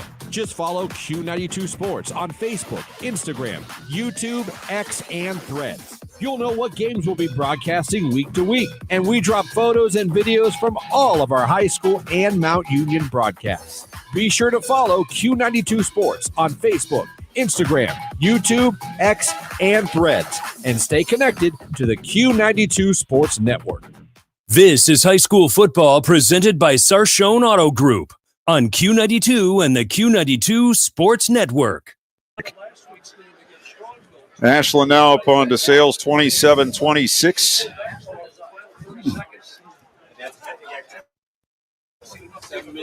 That would be living right if the Tigers ended up with a home game next week. Yeah. If Ashland wins that, Ashland would be here for another beatdown.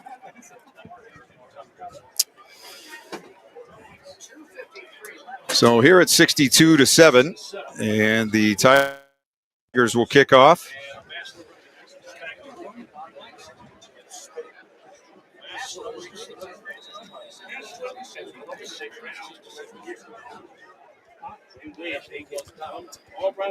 Greg Corsale will kick it off for the Tigers.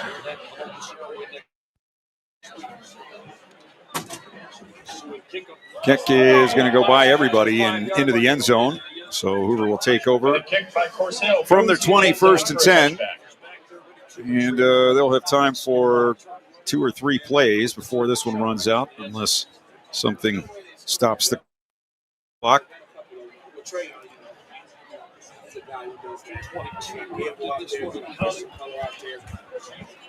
One thing about Ashland, as I said, they were undefeated until week 10. They lost to Lexington, and they dropped from the 1 to the wherever they are now. I think the 7.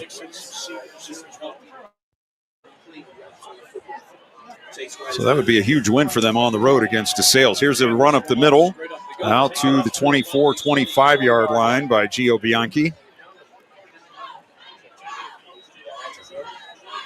As we said, got to run the ball quite a bit last week. Collins and Andes are leaving the field. Nice gesture there by Brian Baum as they will go to the far side. And they'll be met by their head coach with a handshake and a hug.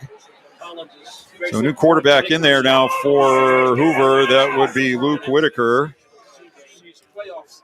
And here's a handoff. Bianchi up the middle. Scoots through to the 29. Flag. Now we might see some frustration. Minute 10.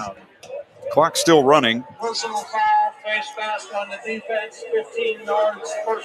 So everybody saw it. That's why everybody threw the flag there. So a 15-yard mark off here against the Tigers. We'll move the ball out to about 43 or 44-yard line, but we might only have one more play. Well, they keep going.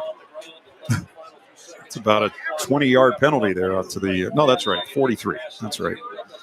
So it'll be 1st and 10. And this could be the last play. Down to 35 seconds. Yankee in the backfield to the right of his quarterback. He'll get the handoff up the middle. Slips through a tackle, but he's going to be gang tackled at the line of scrimmage. 23 seconds. And we'll see if Hoover will line it up and have another play.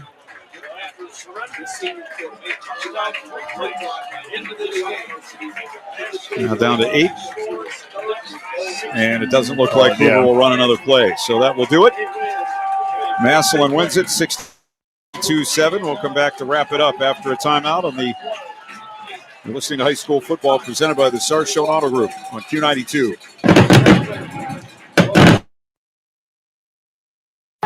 Northeast Ohio knows football, and Sarshown Auto Group knows Northeast Ohio. As an official partner of the Cleveland Browns, Sarshown Auto Group serves our community with the best selection and the best service. From Ford, Chevy, Chrysler, Dodge, Jeep, Ram, and more. From the toughest trucks to the SUVs that fit your family. Sarshown Auto Group, an official partner of the Cleveland Browns, and the place where Northeast Ohio comes to drive. Visit Sarshown.com.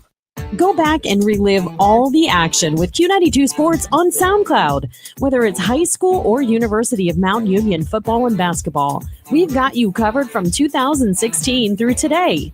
Catch every thrilling game and heart-pounding moment anytime you want. Q92 Sports is your go-to for local sports action. Find us on SoundCloud at Q92 Radio, and don't forget to stream all of our games live on Friday night at Q92Radiosports.com. This is high school football presented by Sarshown Auto Group on Q92 and the Q92 Sports Network. 63-7, our final here. Massillon beats Hoover. Fitch has scored and go up 28-17 on Green with 6:48 left. Lake on the Hudson 42 with 4th and 11. They trail 14-12 in the final minutes of that game. So just leave us and go listen to those games, because this game was a rout from the early second quarter on, and the Tigers will move on with a record of 8-3, and we'll see who they play, and we'll see who everybody plays when the night is over, and be aware of all that on Q92 Sports on Facebook and Instagram and X and on YouTube, and we'll keep you posted on that. Of course, the Sam Berkwin Show afternoons on AM 1310 WDPN. And that'll about wrap it up from here. Brian, not much to say about this one. No, I kind of fell asleep that second half. It wasn't much, pretty standard football. But, yeah, Massillon took care of business of what they had to do, and maybe they came out a little flat on the first drive, but after that it was all Massillon. And let's see, East Canton now up 39-18 on Fairport in the fourth quarter. That's how you avoid being come back on. Yes. Keep scoring. Yes, absolutely. No matter what sport it is, just keep scoring, and it doesn't matter what they're doing. Keep that foot on the pedal. Lake has failed on a fourth down, and so Hudson will take over in the final moments. Looks like the Blue Streak season will end tonight, unfortunately. Looks like Green might go down. McKinley now up on Medina 30-7 in the fourth. Looks like hopefully East Canton can hold on in that one. And also West Branch looks like they're going to advance. And, are we watching DeSales and Ashland on the big board? Yes. How about that? Amazing. All right, 63-7 our final here from Paul Brown Tiger Stadium, Massillon over North Canton Hoover. And that'll wrap it up from here. Thanks to my partner, Brian Beatty. Thanks to Ryan back in the studios. And thanks to everybody back there. My name is Clint Scroggs. And we'll talk to you next week. You're listening to High School Football presented by the Sarshone Auto Group on Q92.